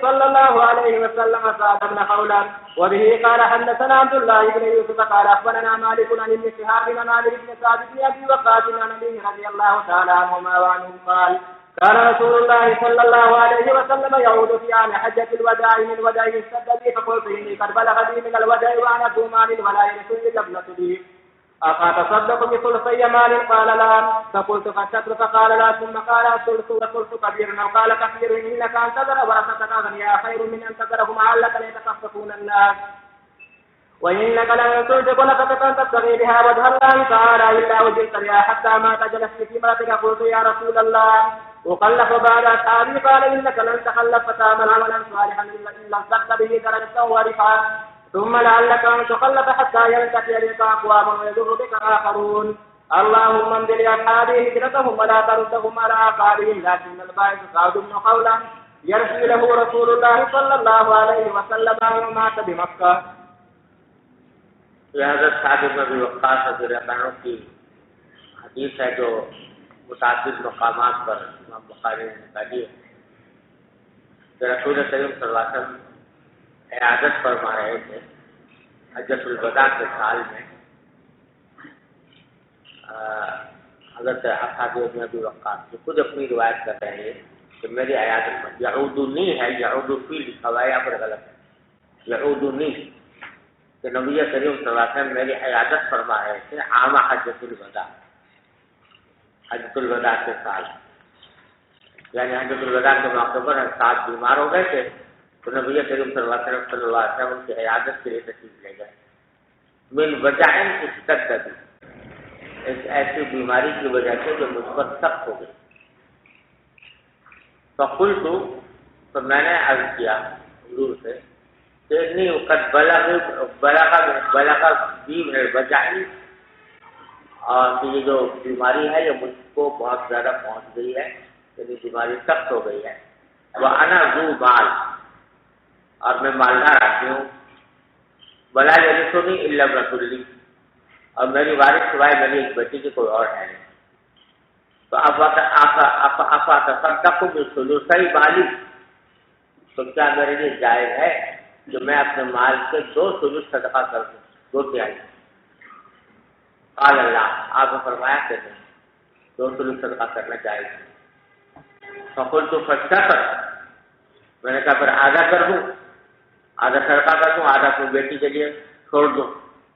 فقال اللہ، آپ نے سود بنا فرمایا۔ ثم قال الثلث والثلث كثير، تو آپ نے فرمایا ثلث کیا تک کر سکتے ہو اور ثلث بھی بہت ہے۔ اس سے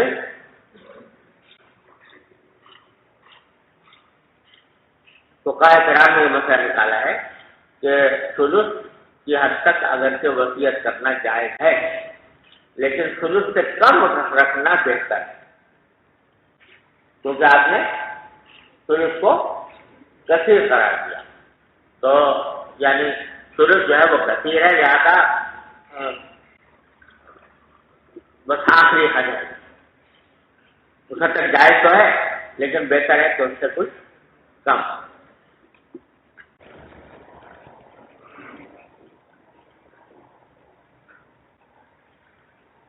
انک انتظر ورثتک اغنیاء خیر من انتظرهم عالۃ یتکففون الناس، یہ وجہ بیان فرما دی ورثہ کے وہ وصیت کو کم رکھنے کی، کہ تم اگر چھوڑ کر جاؤ اپنے ورثہ کو غنی، اس حال میں چھوڑ کر جاؤ کہ وہ خوشحال ہوں اور پیسے رکھنے والے ہوں، تو یہ بہتر ہے بنسبت اس کے کہ تم ان کو چھوڑ کر جاؤ اس طرح کہ وہ اعلیٰ، یعنی محتاج، دوسرے کے محتاج۔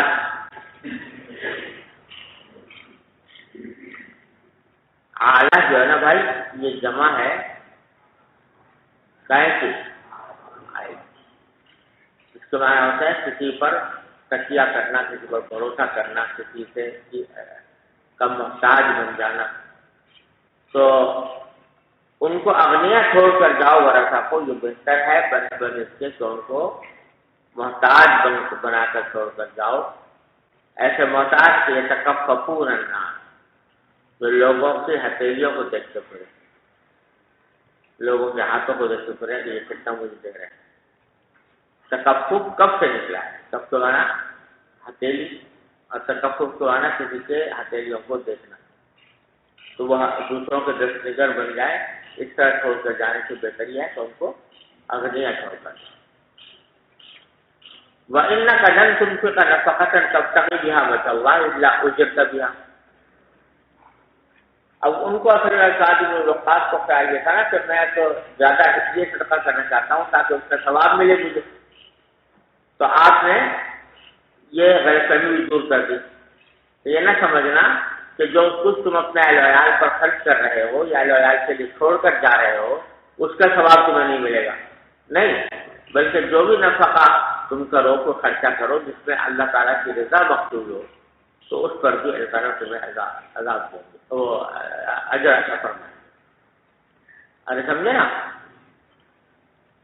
انک لن تنفق نفقۃ تبتغی بہا وجہ اللہ، تم خرچ نہیں کرو گے کوئی بھی جس میں مقصود اللہ کی رضا ہو، تو الا اجرت بہا، مگر اس پر تمہیں ضرور اجر دیا جائے گا۔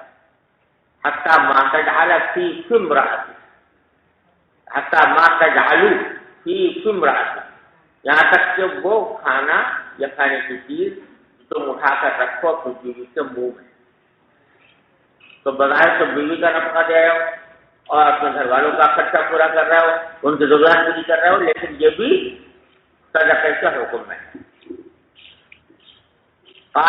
قلت یا رسول اللہ اخلف بعد اصحابی، میں نے عرض کیا کہ رسول اللہ کیا میں اپنے اصحاب کے پیچھے رہوں گا؟ یہ جو حضرت نبی کریم صلی اللہ علیہ وسلم نے فرمایا تھا کہ جو نفقہ بھی تم کرو گے تو اس پر تمہیں اجر ملے گا اللہ تعالیٰ کے پاس سے۔ تو اس سے خاص نے کچھ یہ سمجھا کہ حضور گویا اس طرح سے پشین گوئی فرما رہے ہیں کہ آئندہ بھی مجھے اتنی مہلت ملے گی کہ میں اپنے گھر والوں پر خرچہ کر سکتے، گویا ابھی اس مرض میں میرا انتقال نہیں ہوگا۔ تو اس لیے انہوں نے فرمایا کہ یا اللہ کا خلف بعد اصحاب، کیا میں اپنے اصحاب کے بعد پیچھے رہ جاؤں گا؟ پیچھے رہ جاؤں یعنی میری زندگی مزید میری دراز ہوگی۔ تو آپ نے فرمایا کہ انک لن تخلف فتعمل عملا صالحا الا ازددت به درجۃ ورفعۃ، کہ اگر تمہیں پیچھے، یہ نہیں تو فرمایا کہ رہو گے نہیں رہو گے، لیکن یہ فرمایا کہ پیچھے رہ جانے سے تو تمہیں صدمہ نہیں ہونا چاہیے، اس لیے کہ جب بھی تم پیچھے رہو اور عمل صالح کرو تو اس سے تمہارے درجات میں تھوڑی سی بلندی ہوگی اور رفعت ہوگی۔ ثم لعلک، لہذا جلدی موت کی تمنا نہیں کرنی چاہیے، بلکہ لمبی عمر کی دعا کرنی چاہیے کہ جس میں اللہ تعالیٰ طاعات اور عبادات کی توفیق عطا فرمائے اور اس سے درجات بلند۔ ثم لعلک ان تخلف، تو فرمایا کہ شاید تمہیں پیچھے رکھا جائے گا، یعنی تم زندہ رہو گے حتیٰ ينتفع بك اقوام ويضر بك آخرون، یہاں تک کہ کچھ لوگ تم سے نفع اٹھائیں اور کچھ لوگ تم سے نقصان اٹھائیں، نقصان اٹھائیں کافر اور نفع اٹھائیں مسلمان۔ اور پھر فرمایا کہ حضور نے دعا فرمائی کہ اللہم انظر لاصحاب الجنہ، کہ یا اللہ میرے اصحاب کے لیے ان کی ہجرت جو ہے وہ قبول فرما دیجیے۔ لفظی معنی ہے کہ نافذ کر دیجیے۔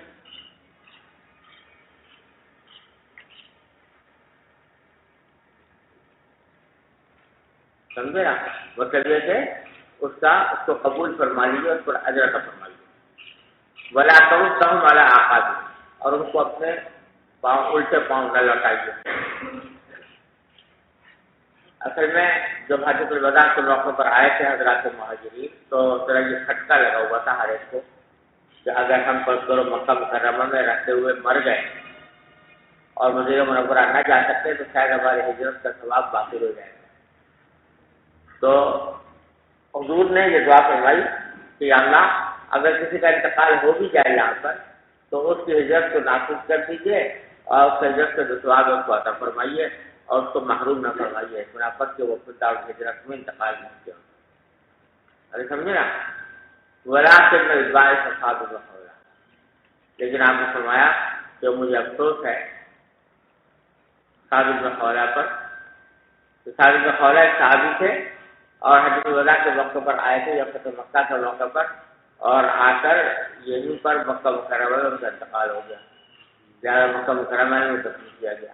اس کے ان کی خواہش یہ تھی کہ میرے دار ہجرت جو ہے وہ مدینہ منورہ ہے، وہیں پر میں دفن کیا۔ تو یہ بات ان کی پوری نہیں ہوئی، بلکہ مکہ مکرمہ ہی میں ان کا انتقال ہے۔ اگرچہ امید یہ ہے اللہ تعالیٰ کی ذات سے کہ کیونکہ غیر اختیاری معاملہ ہے مکے میں مر جانا، اس کی وجہ سے ان کے ہجرت کے ثواب پر کوئی اثر نہیں پڑے گا، سمجھے نا؟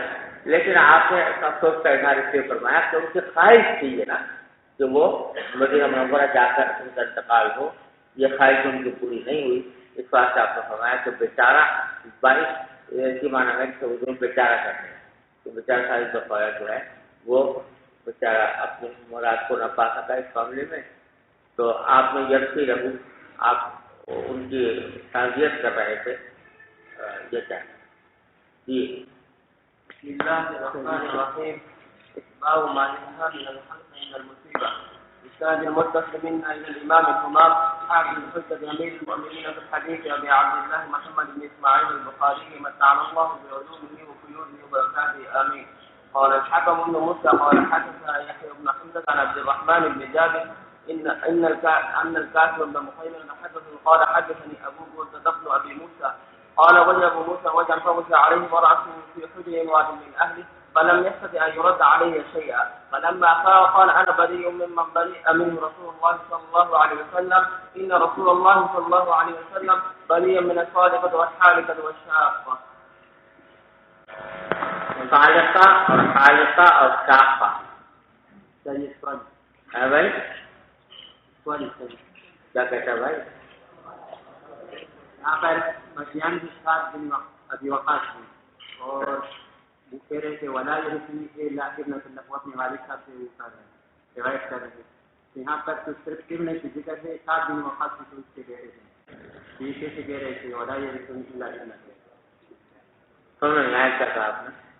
7 دن میں ابھی وفات کی اس کے بیٹے تھے کس کے؟ اپنے والد صاحب سے مدد کر رہے ہیں کس کے بیٹے تھے؟ یعنی اپنی والد کے اور اس کے والد کہہ رہے کہ ولا یہ رسول اللہ ابن کرنا یعنی صرف میری بیٹی تھی 7 دن میں ابھی وفات کی اس کے بیٹے تھے یہ کہہ رہے تھے میری وراثت بھائی بھائی بات کرنا شاید جی یہاں تک 7 دن بھی وفات جو مدیان ہے اس کے جو والد تھے وہ کہہ رہے ہیں ان کے والد کس کے والد؟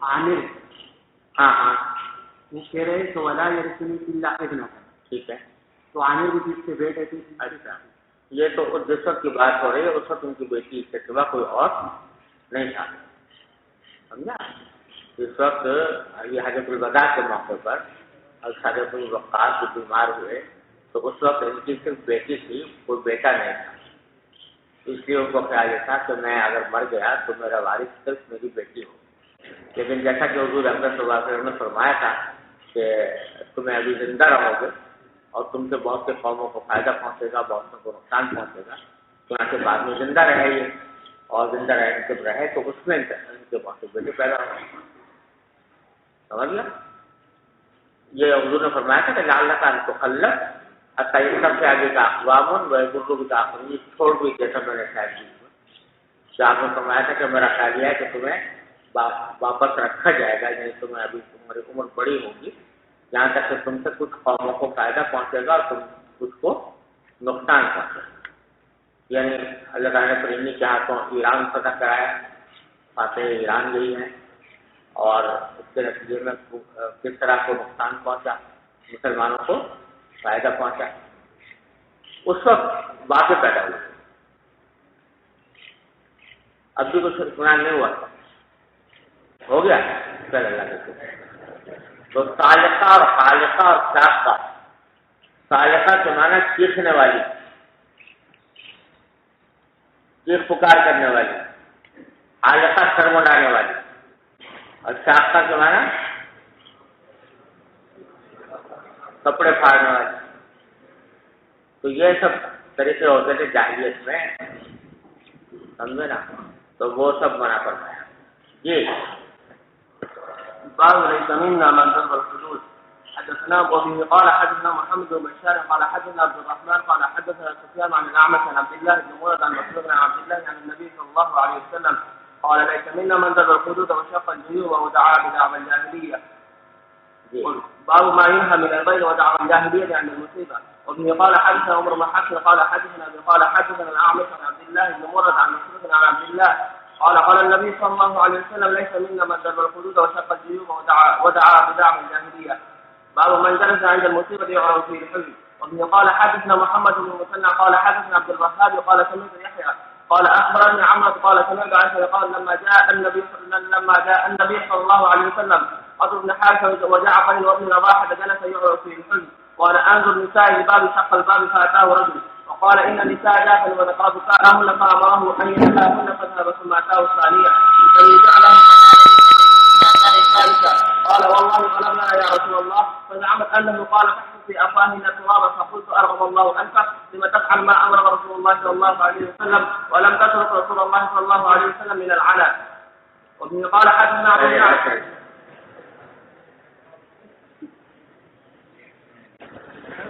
حضرت عائشہ رضی اللہ عنہا فرماتی ہیں کہ لما جاء النبی صلی اللہ علیہ وسلم قتل ابن حارثہ وجعفر وابن رواحہ جب رسول کریم صلی اللہ علیہ وسلم کے پاس خبر آئی حضرت ابن حارثہ اور جعفر حضرت عبداللہ بن رواحہ سے قتل ہو جاتے ہیں کون سے غزوے میں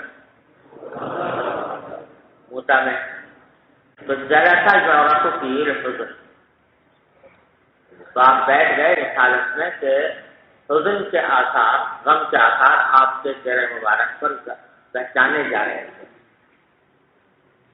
اور اسی پر امام بخاری نے بات قائم کیا ہے جلسہ عند المصیبت یورپ کی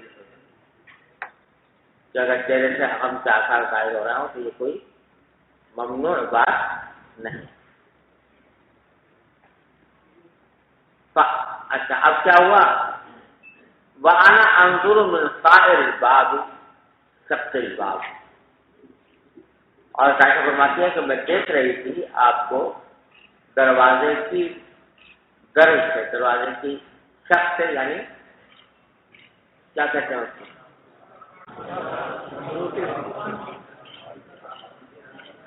دراز کہتے ہیں نا، دروازے کے دراز سے جو چھوٹے چھوٹے دیکھنے کی جگہ ہوتی ہے اس سے میں دیکھ رہی تھی۔ یہ سائر الباب، سائر کا لفظ اسی دراز کے لیے ہے اور اسی کی تشریح کر دی آگے شق الباب کہتے ہیں۔ فَأَتَاهُ رَجُلٌ، تو ایک صاحب آئے،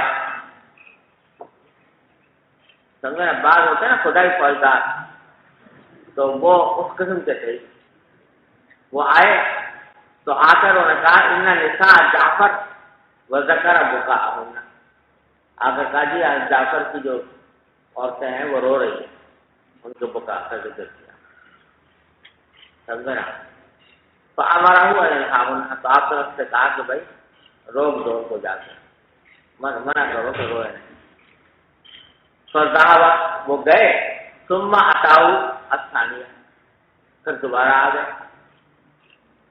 اور کہا کہ لم یسعنہ، تو میری بات مان میری وہ روئے جا رہے ہیں۔ فقال انہاہن، آپ نے فرمایا کہ روک دو ان کو۔ فاتاؤ الثالثہ، وہ پھر آئے تیسری بات، قال واللہ غلبنا یا رسول اللہ، یا رسول اللہ وہ سب ہم پر غالب آ گئی، سمجھے نا۔ فزعمت انہ قال، عائشہ کا خیال ہے کہ حضور نے اس موقع پر فرمایا فاقت فی افواہہن التراب، اچھا بھائی کر دو، مٹی ڈالتے ان کے منہ میں جاتے۔ تو یہ حضور نے فرمایا فقلت، تو عائشہ فرماتی ہے میں نے اس موقع پر کہا کہ ارغم اللہ انفک، اللہ تمہاری ناک کو ہاتھ آدم کرے، لم تفعل ما امرک رسول اللہ صلی اللہ علیہ وسلم، جس بات کو حضور نے حکم دیا تھا وہ تو کیا نہیں، ولم تترک رسول اللہ صلی اللہ علیہ وسلم رہنا، اور حضور کو مشقت سے بچا دے رہا، یعنی جو کرنے کا کام تھا کہ بھائی روک دیتا، اگر رک جاتی تو رک جاتی، نہیں رک رہی تھی تو بس خاموش ہو جاتا۔ اب نہ تو وہ عمل کیا جس سے کہ حضور نے فرمایا تھا، اور حضور کو تھوڑا بار بار آ کے پریشان کر رہے ہیں حضور کو کہ بھائی وہ تو رو رہی ہیں، وہ تو رو رہی ہیں، اور رک نہیں رہی، اور ہم پر غالب آ گئی ہیں، یہ ہو گیا وہ ہو گیا، سمجھے۔ تو یہ اس پر میں نے ان کو ناراضگی کا اظہار کیا، ان کے سرجا، ارے سمجھے نا، مطلب یہ کہ بھائی اگر وہ تم قادر تھے روکنے پر ان سے تو روک دیتے، اور قادر نہیں تھے تو چپ کے بیٹھ جاؤ۔ حضور کو بار بار آ کر ستانے سے کیا حاصل، جبکہ حضور خود تکلیف میں ہے، صدمے میں ہے، پریشانی میں ہے، اس وقت میں آ کر حضور کو تنگ کرنے سے کیا کرے، سمجھا کہ نہیں۔ تو یہ بات خدائی فوجدار جو ہوتے ہیں وہ اپنی ذمہ سے یہ فریضہ عائد کر دیتے ہیں کہ مجھے یہ کام ضرور کرنا ہے ہر قیمت، اور نہیں ہوتا تو جس سے جو بڑے بڑے لوگ ہوتے ہیں، بڑے بزرگ، ان کے پاس جا کے ان کو ستاتے ہیں کہ یہ چیز یہ نہیں ہو رہا، وہ نہیں ہو رہا، تو حضرت عائشہ نے اس کے اوپر نہیں جی۔ وبه قال حدثنا عمرو بن علي قال حدثنا محمد بن زبير قال حدثنا عاصم الاحبل عن انس رضي الله تعالى عنه قال كان رسول الله صلى الله عليه وسلم شهرا بين قتل القراء فما رايت رسول الله صلى الله عليه وسلم حزن حزن قط اشد منه۔ یہ کون سا واقعہ ہے؟ چلو باب من لم يجد حزنه عند المصيبه، وقال محمد بن الكعب القرظي الجد والقول السيء والظن السيء، وقال يقوم النبي عليه السلام انما اشكو بثي وحزني الى الله۔ لا الہ الا اللہ۔ یہ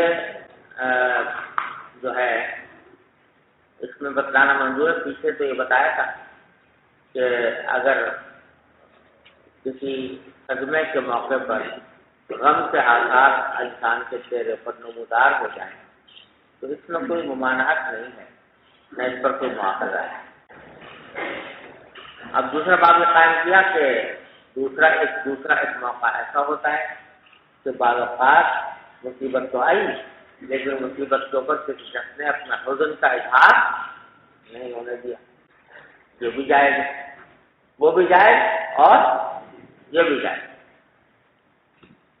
چنانچہ محمد بن کعب کہتے ہیں کہ الجزاء القول السیء والظن السیء، وہ جزا سزا جس سے منع کیا گیا ہے وہ کیا ہے کہ بری بات زبان سے نکالے یا بدگمانی کرے، یہ ہے منع.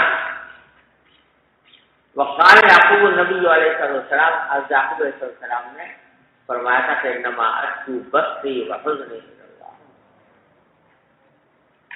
کہ میں شکایت کرتا ہوں اپنے بس کی اور حزن کی. بس اور حزن تقریباً ایک ہی معنی میں ہے، اپنی گھٹن، اپنی جو ہے کیا کہنا چاہیے، اپنے صدمے کی شکایت اللہ ہی کے پاس کرتا ہوں، مطلب کہ لوگوں کے سامنے ظاہر نہیں کرتا. یہ بھی صحیح ہے، دونوں طریقے صحیح.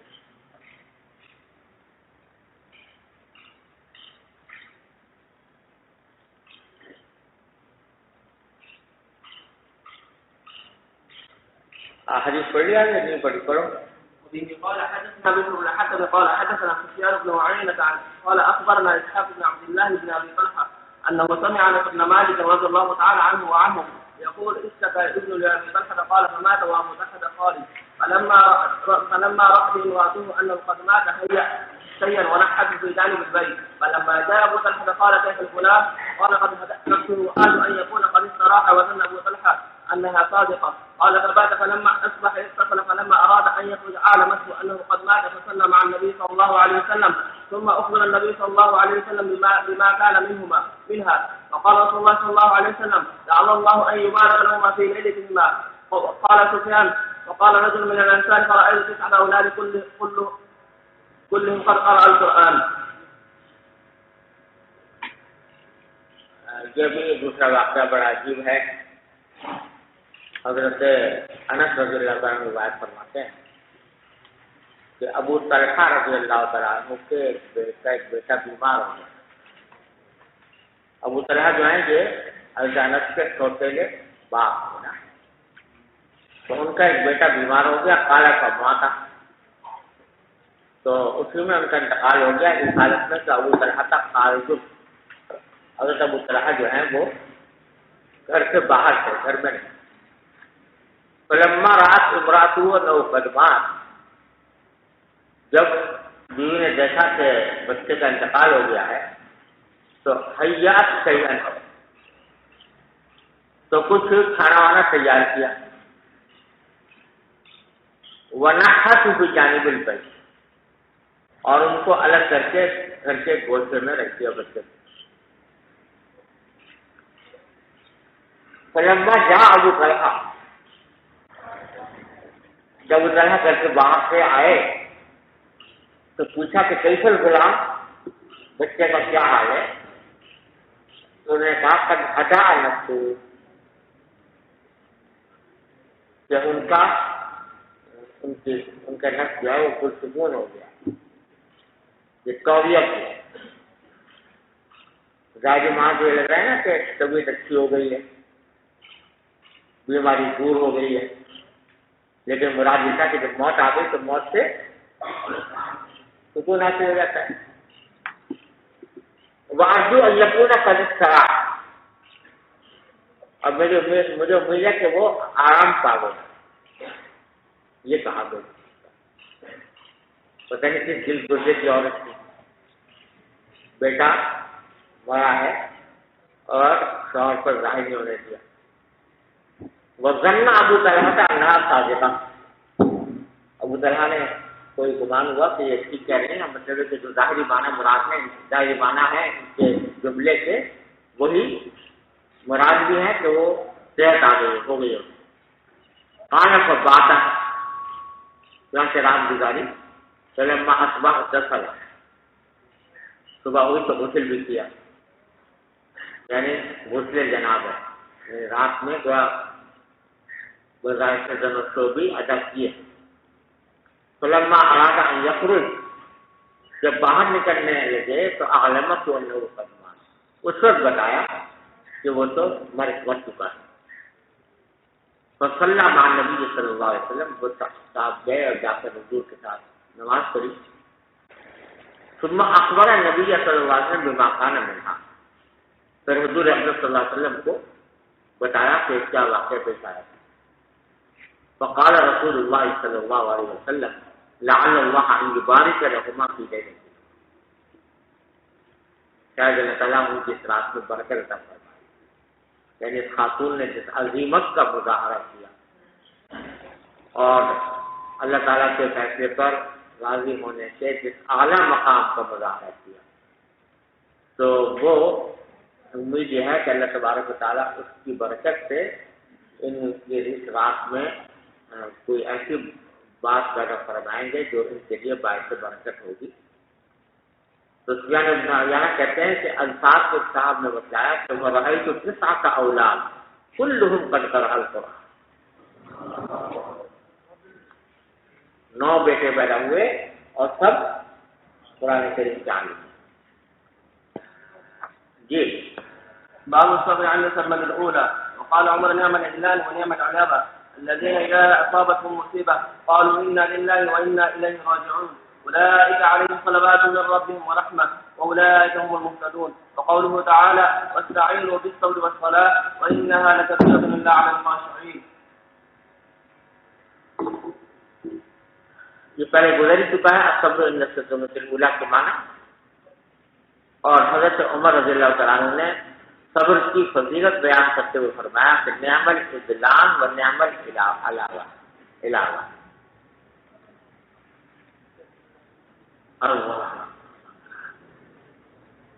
یہ اذلان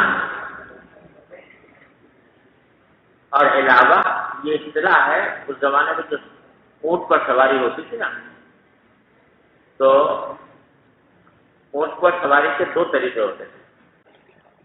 ایک تو یہ کہ کجاوا کر دیتے تھے کہ نہیں، ہودج بنا دیتے تھے. ہودج جیسے ڈولی ہوتی ہے وہ رکھ دی جاتی تھی اونٹ کے اوپر، وہ تو ہودج کہلاتا تھا. اور ایک طریقہ یہ ہوتا تھا، اور عام طور سے چھوٹے جانوروں پر اختیار کیا جاتا تھا، کہ دو طرف جھولیاں ہوتی تھیں، ایک جھولی دائیں طرف ایک جھولی بائیں طرف. اس کو شہدب بھی کہتے ہیں. تو اس میں یہ ہوتا تھا کہ جھولی ہوتی تھی تو اس میں ایک طرف ایک آدمی بیٹھ گیا، دوسری طرف دوسرا آدمی بیٹھ گیا، یا ایک طرف کچھ سامان رکھ دیا دوسری طرف کوئی سامان رکھ دیا، سمجھے نا. تو جب آدمی بیٹھتے تھے تو اس کا بھی دھیان خیال رکھنا پڑتا تھا کہ ایک جو ہے موٹا تازہ ہو اور دوسرا پتلا سا دبلا سا ہو، تو وہ مصیبت ہو جاتی تھی. وہ ایک طرف والا گر جایا کرتا تھا. تو حضرت والد صاحب رحمۃ اللہ علیہ فرمایا کرتے تھے، میرے والد ماجد رحمۃ اللہ علیہ، کہ جب حج کیا تھا انہوں نے تو مینا جانے کے لیے ان کے قسم کا ایک وہ تھا شہدب، اس میں سواری کی.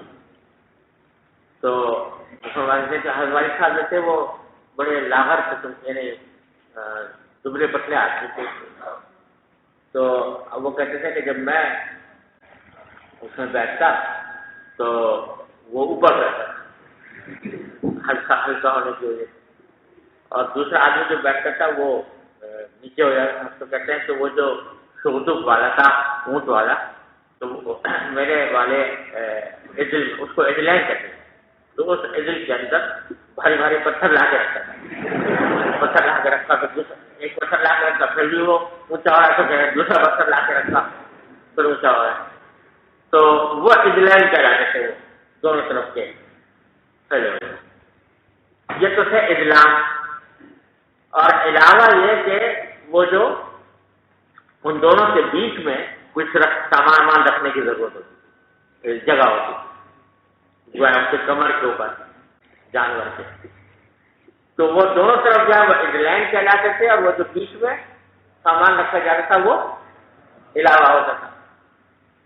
تو فرماتے تھے حضرت فاروق اعظم رضی اللہ تعالیٰ عنہ اس آیت کریمہ کا ذکر کرتے ہوئے کہ الذین اذا اصابتهم مصیبۃ قالوا انا للہ وانا الیہ راجعون اولئک علیہم صلوات من ربہم ورحمہ واولئک هم المہتدون.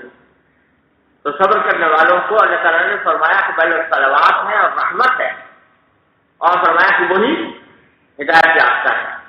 تو فرمایا صلوات ایک عدل اور رحمت دوسرا عدل. تو نعم العدلان اور اولئک هم المہتدون یہ علاوہ. تو فرمایا کہ نعم العدلان و نعم العلاوہ الذین اذا اصابتهم مصیبۃ قالوا انا للہ وانا الیہ راجعون اولئک علیہم صلوات من ربہم ورحمہ اولئک هم المہتدون. جی. وبه قال حدثنا محمد بن بشار قال حدثنا غندر قال حدثنا شعبة عن ثابت قال سمعت انس رضي الله تعالى عنه وعنهم عن النبي صلى الله عليه وسلم قال الصبر عند الصدمة الأولى. جی. بسم الله الرحمن الرحيم. باب قول النبي. کیا نام تھا تمہارا؟ محمد. اور اب کون ہے؟ ابو طالب. چلے. جی. بسم الله الرحمن الرحيم.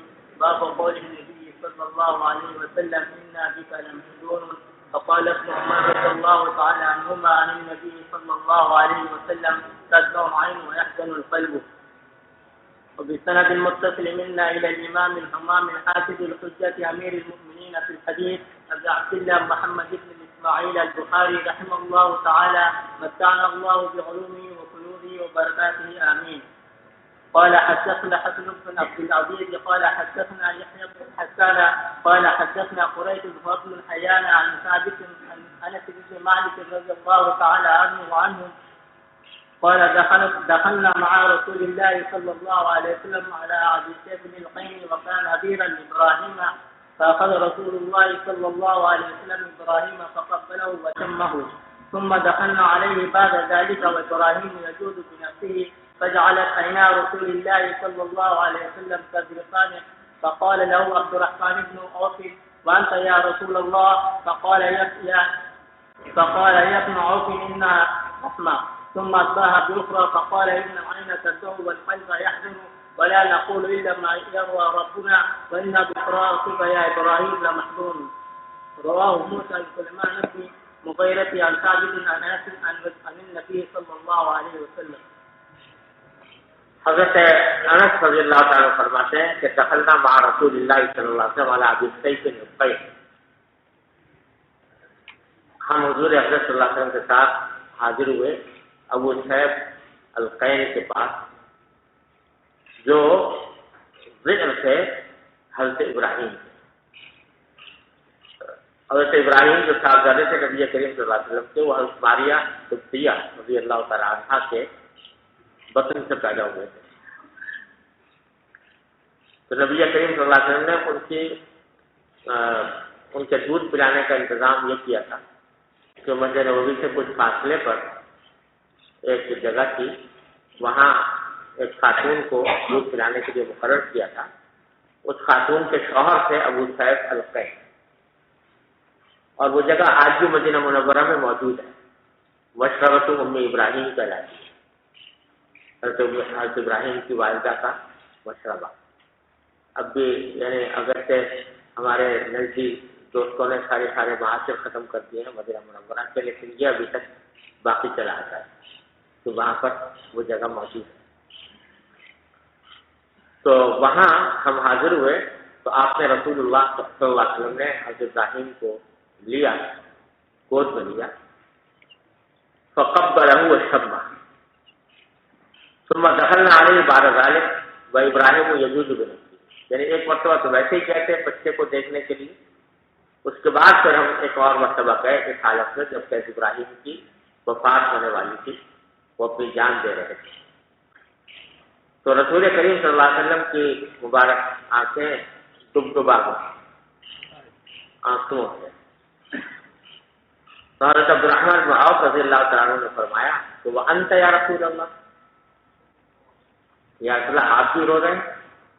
اصلا آپ کا تو اللہ کے پیغمبر ہیں، اتنے بڑا درجہ ہے، کیا آپ بھی رو رہے ہیں؟ فقال جب نہو انہا رحمت، یہ جو آنسو بہ رہے ہیں یہ رحمت کا تقاضا ہے اور اس میں کوئی حرج نہیں. ثم اتبعها باخرى، یعنی ایک آنسو تو بہا ہی تھا، اس کے بعد تو دوسرے آنسو بھی بہے. فقال ان العین تدمع والقلب يحزن، کہ آنکھ آنسو بہاتی ہے اور دل غمگین ہوتا ہے. ولا نقول الا ما يرضي ربنا، لیکن کہتے زبان سے وہی بات ہے جو ہمارے پروردگار کو راضی کرنے والی ہے. اور وَإِنَّا بِفِرَاقِكَ يَا إِبْرَاهِيمُ لَمَحْزُونٌ، اور پھر ابراہیم سے خطاب کر کے فرمایا کہ ہم آپ کے تمہاری جدائی سے غمگین ہیں. وہی بات جو میں نے پہلے عرض کی تھی کہ صبر کے معنی ترک بکا نہیں، بلکہ یہ ہے کہ انسان اللہ جل جلالہ کی مشیت پر کوئی اعتراض نہ کرے، اللہ تعالیٰ کی مشیت سے شکوہ اور گلہ نہ ہو، اللہ تعالیٰ کے فیصلے پر راضی ہو. پھر اگر آنکھوں سے آنسو بھی بہہ جائیں اور چہرے پر غم کے آثار بھی آ جائیں تو یہ نہ صرف یہ کہ یہ کوئی مذموم نہیں، گناہ نہیں، بلکہ نبی کریم صلی اللہ علیہ وسلم کی سنت کا ایک حصہ ہے اور اس کو آپ نے رحمت کرایا. سمجھ گئے نا؟ اب یہاں ایک اشکال یہ ہوتا ہے کہ ابھی حضرت ام سلیم رضی اللہ تعالیٰ کا واقعہ آپ پڑھ کر آئے کہ ان کی عظیمت آپ دیکھیے کہ ماں ہے، بیٹے کا انتقال ہو گیا ہے، اور نہ صرف یہ کہ چہرے پر کوئی حزن و ملال کے آثار نہیں آئے، روئے نہیں، بلکہ اپنے شوہر کو بھی نہیں بتایا تاکہ شوہر جو ہے وہ اطمینان سے کھانا کھائے، سوئے، اور پھر صبح کو بتایا. تو بظاہر یہ عظیمت کا زیادہ بڑا درجہ معلوم ہوتا ہے. ایک بزرگ تھے، ان کے بارے میں منقول ہے کہ ان سے کسی نے جا کر کہا کہ آپ کے بیٹے کا انتقال ہو گیا ہے، تو انہوں نے الحمدللہ کہا، الحمدللہ، شکر ادا کیا اللہ تعالیٰ کا. تو بظاہر دیکھنے میں یہ واقعات جن میں سے انسان نے کسی بھی غم کا، صدمے کا اظہار نہیں کیا، نہ صرف روئے نہیں بلکہ غم اور صدمے کا اظہار بھی نہیں ہوا، اس میں عظیمت اور استقامت کا زیادہ بڑا مرتبہ معلوم ہوتا ہے. بنسبت اس سے کہ یہ فرما رہے ہیں کہ انا بفراقک یا ابراہیم لمحزون. تو حضرت حکیم الامت صلی اللہ تعالیٰ عنہ نے اس کے بارے میں فرمایا. پہلی بات تو ایک فرمائی، ایک شخص نے حضور حضرت سے پوچھا کہ حضرت یہ سمجھ نہیں آتا کہ حضور اقدس صلی اللہ علیہ وسلم کو روئے بھی اپنے بیٹے کے انتقال پر، اور یہ بھی فرمایا کہ انا بفراقک یا ابراہیم لمحزون. اور اس بزرگ کا واقعہ یہ منقول ہے کہ ان سے کہا گیا تو انہوں نے کہا الحمدللہ. تو آپ نے فرمایا، حضرت حکیم الامت نے جواب میں فرمایا، بڑا عجیب جملہ فرمایا جس میں ان بزرگ کا ادب بھی ہے اور ساتھ ساتھ حقیقت حال کی وضاحت بھی ہے. فرمایا کہ بھائی وہ بزرگ فرشتے ہوں تو ہوں، انسان نہیں، جو اپنے بیٹے کی خبر، موت کی خبر سن کر کوئی غم کا اظہار نہ کرے بلکہ یہ کہے کہ الحمدللہ شکر ادا کرے. تو وہ کہے فرشتہ ہو تو ہو، انسان نہیں. انسان کا تو تقاضا یہی ہے کہ جب اس قسم کا صدمہ پہنچے تو اس کے اوپر اس کو غم ہو. اور پھر ایک بات بڑی عجیب و غریب ارشاد فرمائی جو بڑی یاد رکھنے کی ہے، وہ یہ کہ حضرات صوفیاء کرام رحمہ اللہ تعالیٰ نے فرمایا ہے کہ مبتدی اور منتهی دونوں کے حالات ظاہری اعتبار سے یکساں ہوتے ہیں، دیکھنے میں ایک جیسے نظر، لیکن حقیقت میں زمین و آسمان کا فرق ہوتا ہے. وہ شخص جو ابھی سلوک کی پہلی منزل میں ہے، مبتدی ہے، اس کے حالات، اور وہ جو سلوک کی اعلیٰ ترین منزلیں قطع کر کے منزل تک پہنچ چکا اوپر، منتہی، دیکھنے میں دونوں ایک جیسے معلوم ہوتے ہیں، لیکن حقیقت میں زمین آسمان کا فرق ہوتا ہے۔ تو اس کی مثال یوں دی حضرت نے کہ اس کی مثال یوں سمجھو کہ جیسے ایک شخص ہے، ایک دریا ہے، ایک شخص دریا کے اس کنارے پر کھڑا ہے اور دوسرا شخص دریا کے دوسرے کنارے پر کھڑا ہے۔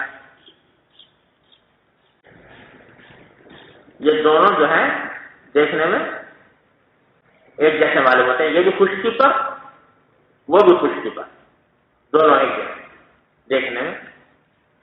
اور ایک وہ ہے جو دریا کے بیچ میں جو موجوں سے کھیل رہا، موجوں کے تلاطم میں لگا ہوا ہے اور موجوں سے لڑ رہا ہے، وہ بیچ میں ہے وہ سب۔ تو بظاہر دیکھنے میں تو جو پہلے کھڑا ہے اور آخر میں کھڑا ہے وہ دیکھنے میں ایک جیسے نظر آ رہے ہیں، دونوں خشکی پر ہے، یہ موجوں سے کھیل رہا ہے۔ شب تاریخ و دی میں موج و گرداب چنی آئے، کجا دانند حال ماں سبک تارا ساحل۔ تو وہ شخص جب موجوں سے کھیل رہا ہے تو وہ بظاہر اس کا وہ زیادہ بہادر معلوم ہو رہا ہے کہ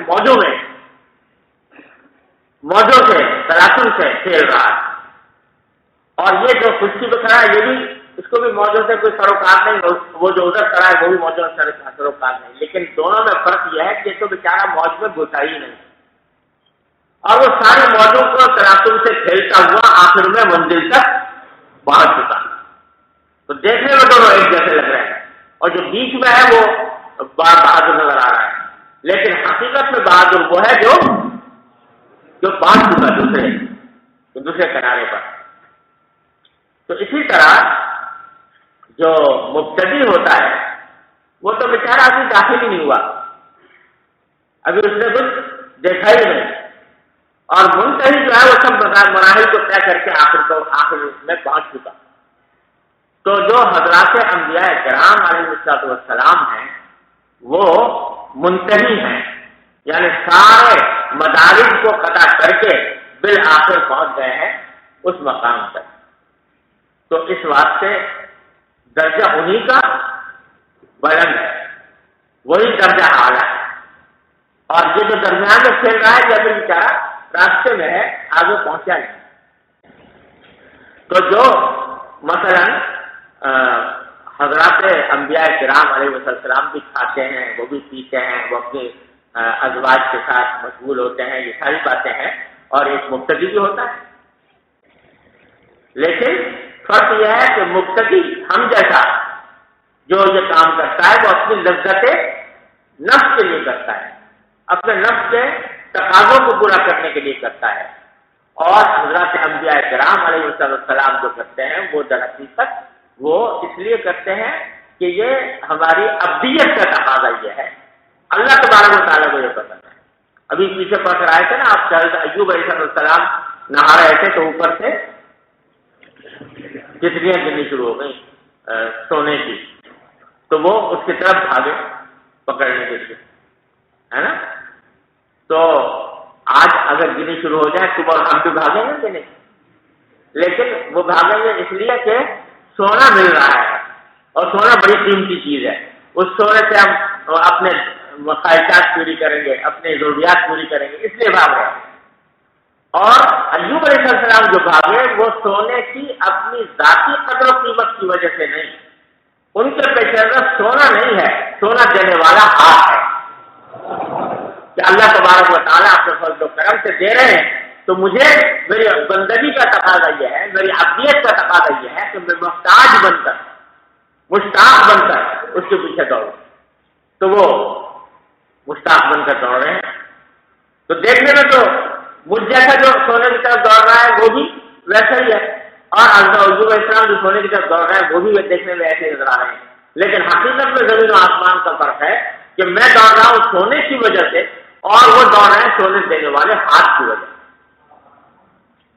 اسی طرح اگر ہمیں غم ہوتا ہے، صدمہ ہوتا ہے، اور ہم اس پر اظہار کرتے ہیں کسی صدمے اور غم کا، تو وہ اظہار اس لیے کرتے ہیں ہمیں تکلیف پہنچی، ہمیں صدمہ ہوا، ہمارے ایک آدمی بچھڑ گیا، ہمیں اس کے بچھڑنے سے تکلیف ہوگی، اس وجہ سے رو رہے ہیں. اور حضرات انبیاء کرام علیہ السلام یا نبی کریم صلی اللہ علیہ وسلم نے فرمایا انا بفراقک یا ابراہیم لمحزون، وہ یہ کہ جب اللہ نے غم دیا ہے، اللہ تبارک و تعالیٰ نے ایک کچوکا لگایا ہے، تو ابدیت کا تقاضا یہ ہے کہ اس کچوکے کے اوپر آدمی غم کا اظہار کرے، نہیں کہ بہادری کا اظہار کرے. اللہ تعالیٰ تو کہہ رہے ہیں کہ میں تمہیں کچوکا لگا رہا ہوں، تم کہہ رہے میں بہادر ہوں، میں تو اس کچوکے کو مانتا نہیں، میں تو اس کو آخر میں نہیں لاتا. تو یہ ابدیت کا تقاضا نہیں. ابدیت کا تقاضا یہ ہے کہ جب وہ کہہ رہے ہیں، جب وہ کوئی صدمہ دے رہے ہیں، تو اس صدمے کے اوپر صدمے کا اظہار بھی ہو. سمجھے نا؟ ابدیت کا تقاضا یہ کوئی آدمی اس بہادری کا مطالعہ کرے، اللہ تعالیٰ کے سامنے بہادری کا مطالعہ کرنا، یہ کوئی ابدیت کا تقاضا نہیں ہوتا. ہمارے مرحوم بھائی تھے مولانا ذکی کیفی صاحب، مولانا محمود اشرف صاحب کے والد، تو بڑے اچھے شعر کہا کرتے تھے. تو اس بات کو انہوں نے ایک شعر میں کہا ہے. وہ کہتے ہیں کہ اس قدر بھی ضبط غم اچھا نہیں، اس قدر بھی ضبط غم اچھا نہیں، توڑنا ہے حسن کا پندار کیا. کیا حسن یعنی اللہ جل جلالہ. تو اللہ تبارک و تعالیٰ کو لگا رہے ہیں بچوں کا، تم کہتے ہو نہیں میں بہادر ہوں، بچوں کا لگاتے رہو، میں نہیں مانتا، میں خاطر میں نہیں لاتا. یہ بندگی کا تقاضا ہے. اس قدر بھی ضبط غم اچھا ہے. جب وہ کہتے ہیں رو تو رونا ہی اچھا ہے، ابدیت کا تقاضا. تو حضرات انبیاء کرام علیہ السلام کے ہاں جو اظہار غم ہے وہ بشریت کا اور ابدیت کا تقاضا ہے. لہذا اعلیٰ مقام وہی ہے کہ نبی کریم سرور عالم صلی اللہ علیہ وسلم نے کیا فرمایا کہ انا بفراقک یا ابراہیم لمحزون. اور جو حضرات کے انہوں نے غم کا اظہار نہیں کیا تو وہ در حقیقت وہ موجوں والے ہیں جو ابھی تک موجوں میں، تو اس واسطے غلبہ حال کی موجوں میں ہیں. ابھی تک ان کو غلبہ حال ہے کس بات کا کہ بھائی رضا بالقضاء کا غلبہ حال ہے. لہذا اس غلبہ حال کے نتیجے میں وہ کوئی غم کا اظہار کے بغیر الحمدللہ کہہ رہے ہیں. تو نہ یہ سمجھنا کہ ہم ان بزرگ سے بہتر ہیں جو الحمدللہ کہہ رہے تھے، کیونکہ ہم سے وہ آگے تھے، ہم تو ابھی داخل ہی نہیں ہوئے موجوں میں. اور نہ یہ سمجھنا کہ نبی کریم صلی اللہ علیہ وسلم کا مقام معاذ اللہ اس سے کوئی فروتر ہے جو یہ کہہ رہا تھا کہ الحمدللہ. اعلیٰ ترین مقام نبی کریم سرور عالم صلی اللہ علیہ وسلم کا ہے. پھر وہ ہیں جن کا جو درمیانی موجوں میں ہے. ہم کس سوال کتاب میں اگر روتے ہیں تو وہ در حقیقت وہ رونا نبی کریم صلی اللہ علیہ وسلم کی طرح کا رونا نہیں ہوتا، وہ در حقیقت محض اپنی نفسانیت کی وجہ سے ہوتا ہے. اور ان کے حضور کا جو رونا تھا وہ در حقیقت ابدیت کی وجہ سے تھا. سمجھ میں آگے بات؟ چلیے. باب البكاء عند المريض. وبه قال حدثنا عبد عن ابن وهب قال اخبرني عمرو عن سعيد بن الحارث الانصاري عن عبد الله بن عمر رضي الله تعالى عنهما وعنهم قال اشتكى سعد بن عبادة شكوى له فاتاه النبي صلى الله عليه وسلم يعوده مع عبد الرحمن بن عوف وسعد بن ابي وقاص وعبد الله بن مسعود فلما رضي الله تعالى عنه فلما دخل عليه فوجده في غاشية أهله فقال قد قضي فقالوا لا يا رسول الله فبقى النبي صلى الله عليه وسلم فلما رأى القوم بكاء النبي صلى الله عليه وسلم بكوا فقال ألا تسمعون إن الله لا يعذب بدمع العين ولا بحسن القلب ولكن يعذب بهذا وإشار إلى لسانه أو يرحمه، وإن الميت يعذب ببكاء أهله عليه. وقال عمر رضي الله عنه يضرب به في العصا ويرمي بالحجارة ويحكي بالتراب. اور عبداللہ بن عمر فرماتے ہیں رضی اللہ تعالیٰ عنہما کہ استقا سعد بن عبادہ جو خزرج کے سردار تھے وہ بیمار ہوئے، شکوہ لہو، کوئی بیماری لائق ہو گئی تھی، تو نبی کریم صلی اللہ علیہ وسلم تشریف لائے عیادت کے لیے عبد الرحمن بن عوف، سعد بن ابی وقاص، عبداللہ بن مسعود رضی اللہ تعالیٰ عنہ کے ساتھ. جب آپ داخل ہوئے ان کے پاس فوجدہ فی غاشیۃ اہلہ، تو ان کو پایا کہ وہ اپنے خاص گھر والوں کے ساتھ موجود تھے. غاشیہ کے معنی اصل میں تو ہوتا ہے ڈھانپنے والے، یعنی بکثرت آنے والے، یا اپنے گھر والوں جو گھر والے بکثرت آیا کرتے تھے ان کے پاس موجود تھے. فقال قد قضی، تو آپ نے پوچھا کہ کیا ان کا انتقال ہو گیا؟ قد قضی فقالوا لا یا رسول اللہ، آپ نے فرمایا کہ انہوں نے لوگوں نے بتایا کہ نہیں. فبكى النبي صلی اللہ علیہ وسلم، حضور اقدس صلی اللہ علیہ وسلم رونے لگے. فلما رأى القوم بكاء النبي صلی اللہ علیہ وسلم بكوا، دوسرے صحابہ نے جب دیکھا تو وہ بھی رو پڑے. فقال صلاة لا تسمعون ان اللہ لا يعذب بدمع العين ولا بحزن القلب، اللہ تعالیٰ آنکھوں سے آنسو بہانے سے بھی عذاب نہیں دیتا اور حزن قلب سے بھی نہیں دیتا. ولكن يعذب بهذا، زبان کی طرف اشارہ کر کے فرمایا اس سے دیتا ہے، او یرحم، جب پھر رحم کر دے تو اس کا کرم.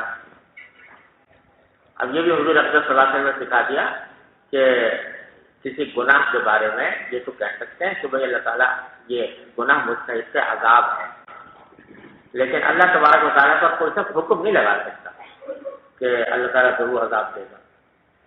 اللہ تعالیٰ کی مرضی ہے، وہ چاہے تو عذاب دے اور چاہے تو معاف فرما دے. تو اس لیے ساتھ میں یہ بھی فرمایا کہ يعذب بهذا او يرحم. وان الميت يعذب ببكاء اهله عليه، وكان عمر رضی اللہ عنہ يضرب فيه بالعصا ويرمي بالحجارة. اور جو لوگ کہ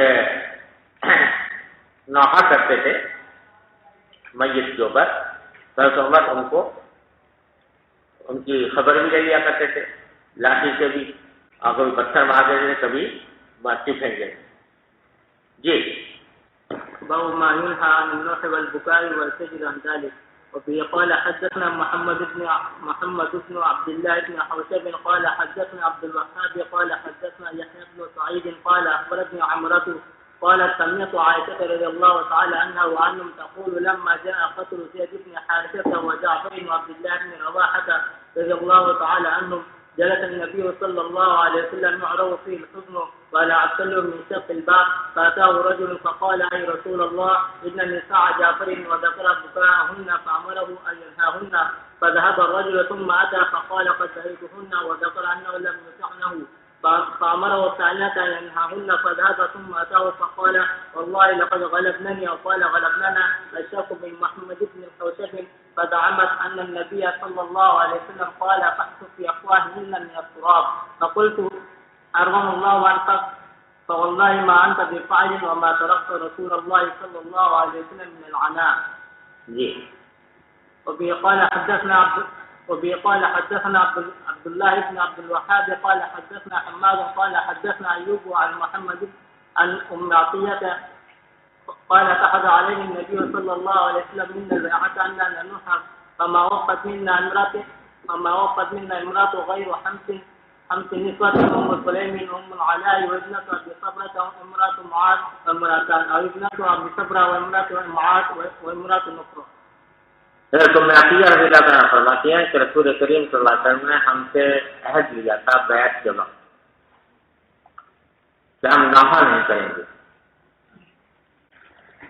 فما وقت منا امرأۃ غیر خمس نسوہ، جو عورتیں اس وقت میں اس عہد کے وقت میں موجود تھیں ان میں سے کسی نے پورا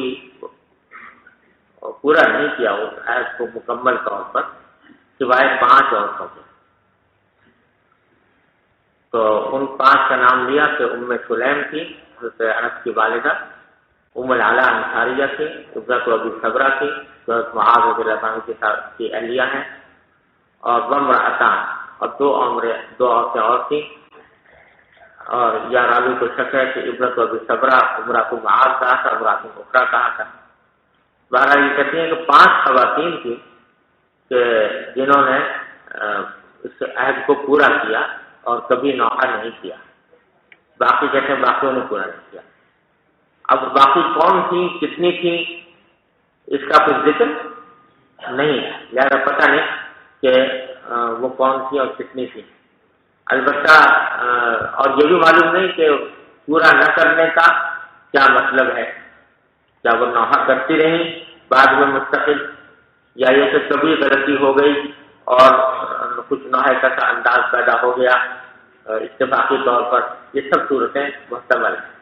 جی باب القيام للجنازة. وفيه قال حدثنا علي بن عبد الله قال حدثنا سفيان وقال حدثنا الزهري عن سالم عن أبيه عن عامر بن ربيعة عن النبي صلى الله عليه وسلم قال إذا رأيتم الجنازة فقوموا حتى تخلفكم.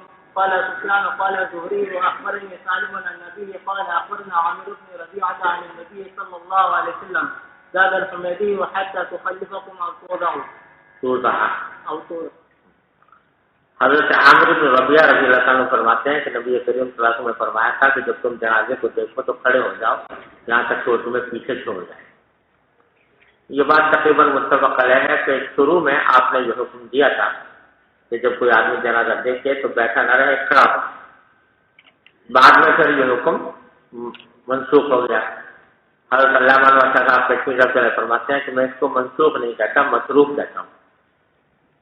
یعنی مطلب یہ کہ پہلے بھی یہ حکم جو ہے کوئی وجوبی حکم نہیں تھا، تشریعی حکم نہیں تھا، بلکہ یہ ایک مصلحت کا حکم تھا۔ بعد میں نبی کریم صلی اللہ علیہ وسلم نے اس کے اوپر عمل چھوڑ دیا۔ جب تھا تو کس وجہ سے تھا، اس کی علت کیا تھی؟ بعض لوگوں نے یہ کہا کہ یہ علت تھی اکرام جنازے کا۔ جن لوگوں نے کہا کہ اکرام تھا، اکرام علت تھی، انہوں نے کہا کہ یہ حکم صرف مسلمانوں کے جنازے کے ساتھ مخصوص تھا، کافروں کے جنازے کے ساتھ نہیں تھا۔ لیکن دوسرے رات نے کہا کہ نہیں، اس کی علت اکرام نہیں بلکہ حول موت، یعنی جب ایک جنازہ آ رہا ہے تو اس سے موت یاد آ گئی اور اپنی موت بھی کبھی تصور آیا، تو اس واسطے اس کو اپنی ذرا حیات میں تبدیلی پیدا کر دی، بیٹھنے کے بجائے کھڑے ہو گئے۔ تو اور یہ دوسری بات زیادہ راجع معلوم ہوتی ہے کیونکہ آگے حدیث آئے گی کہ ایک یہودی کا جنازہ گزر رہا تھا تو آپ نے اس وقت بھی فرمایا تھا کہ کھڑے ہو جاؤ۔ تو کسی نے کہا کہ یہ تو یہودی ہے، کافر ہے، آپ نے فرمایا علیہ نفسن، کیا یہ جاندار نہیں تھا؟ تو مطلب ہوا کہ کافر کے لیے بھی کھڑا ہونا تھا اس وقت، اور وجہ اس کی یہ تھی کہ حول موت کا تصور۔ جی بسم اللہ الرحمن الرحیم۔ صلی اللہ علیہ وسلم۔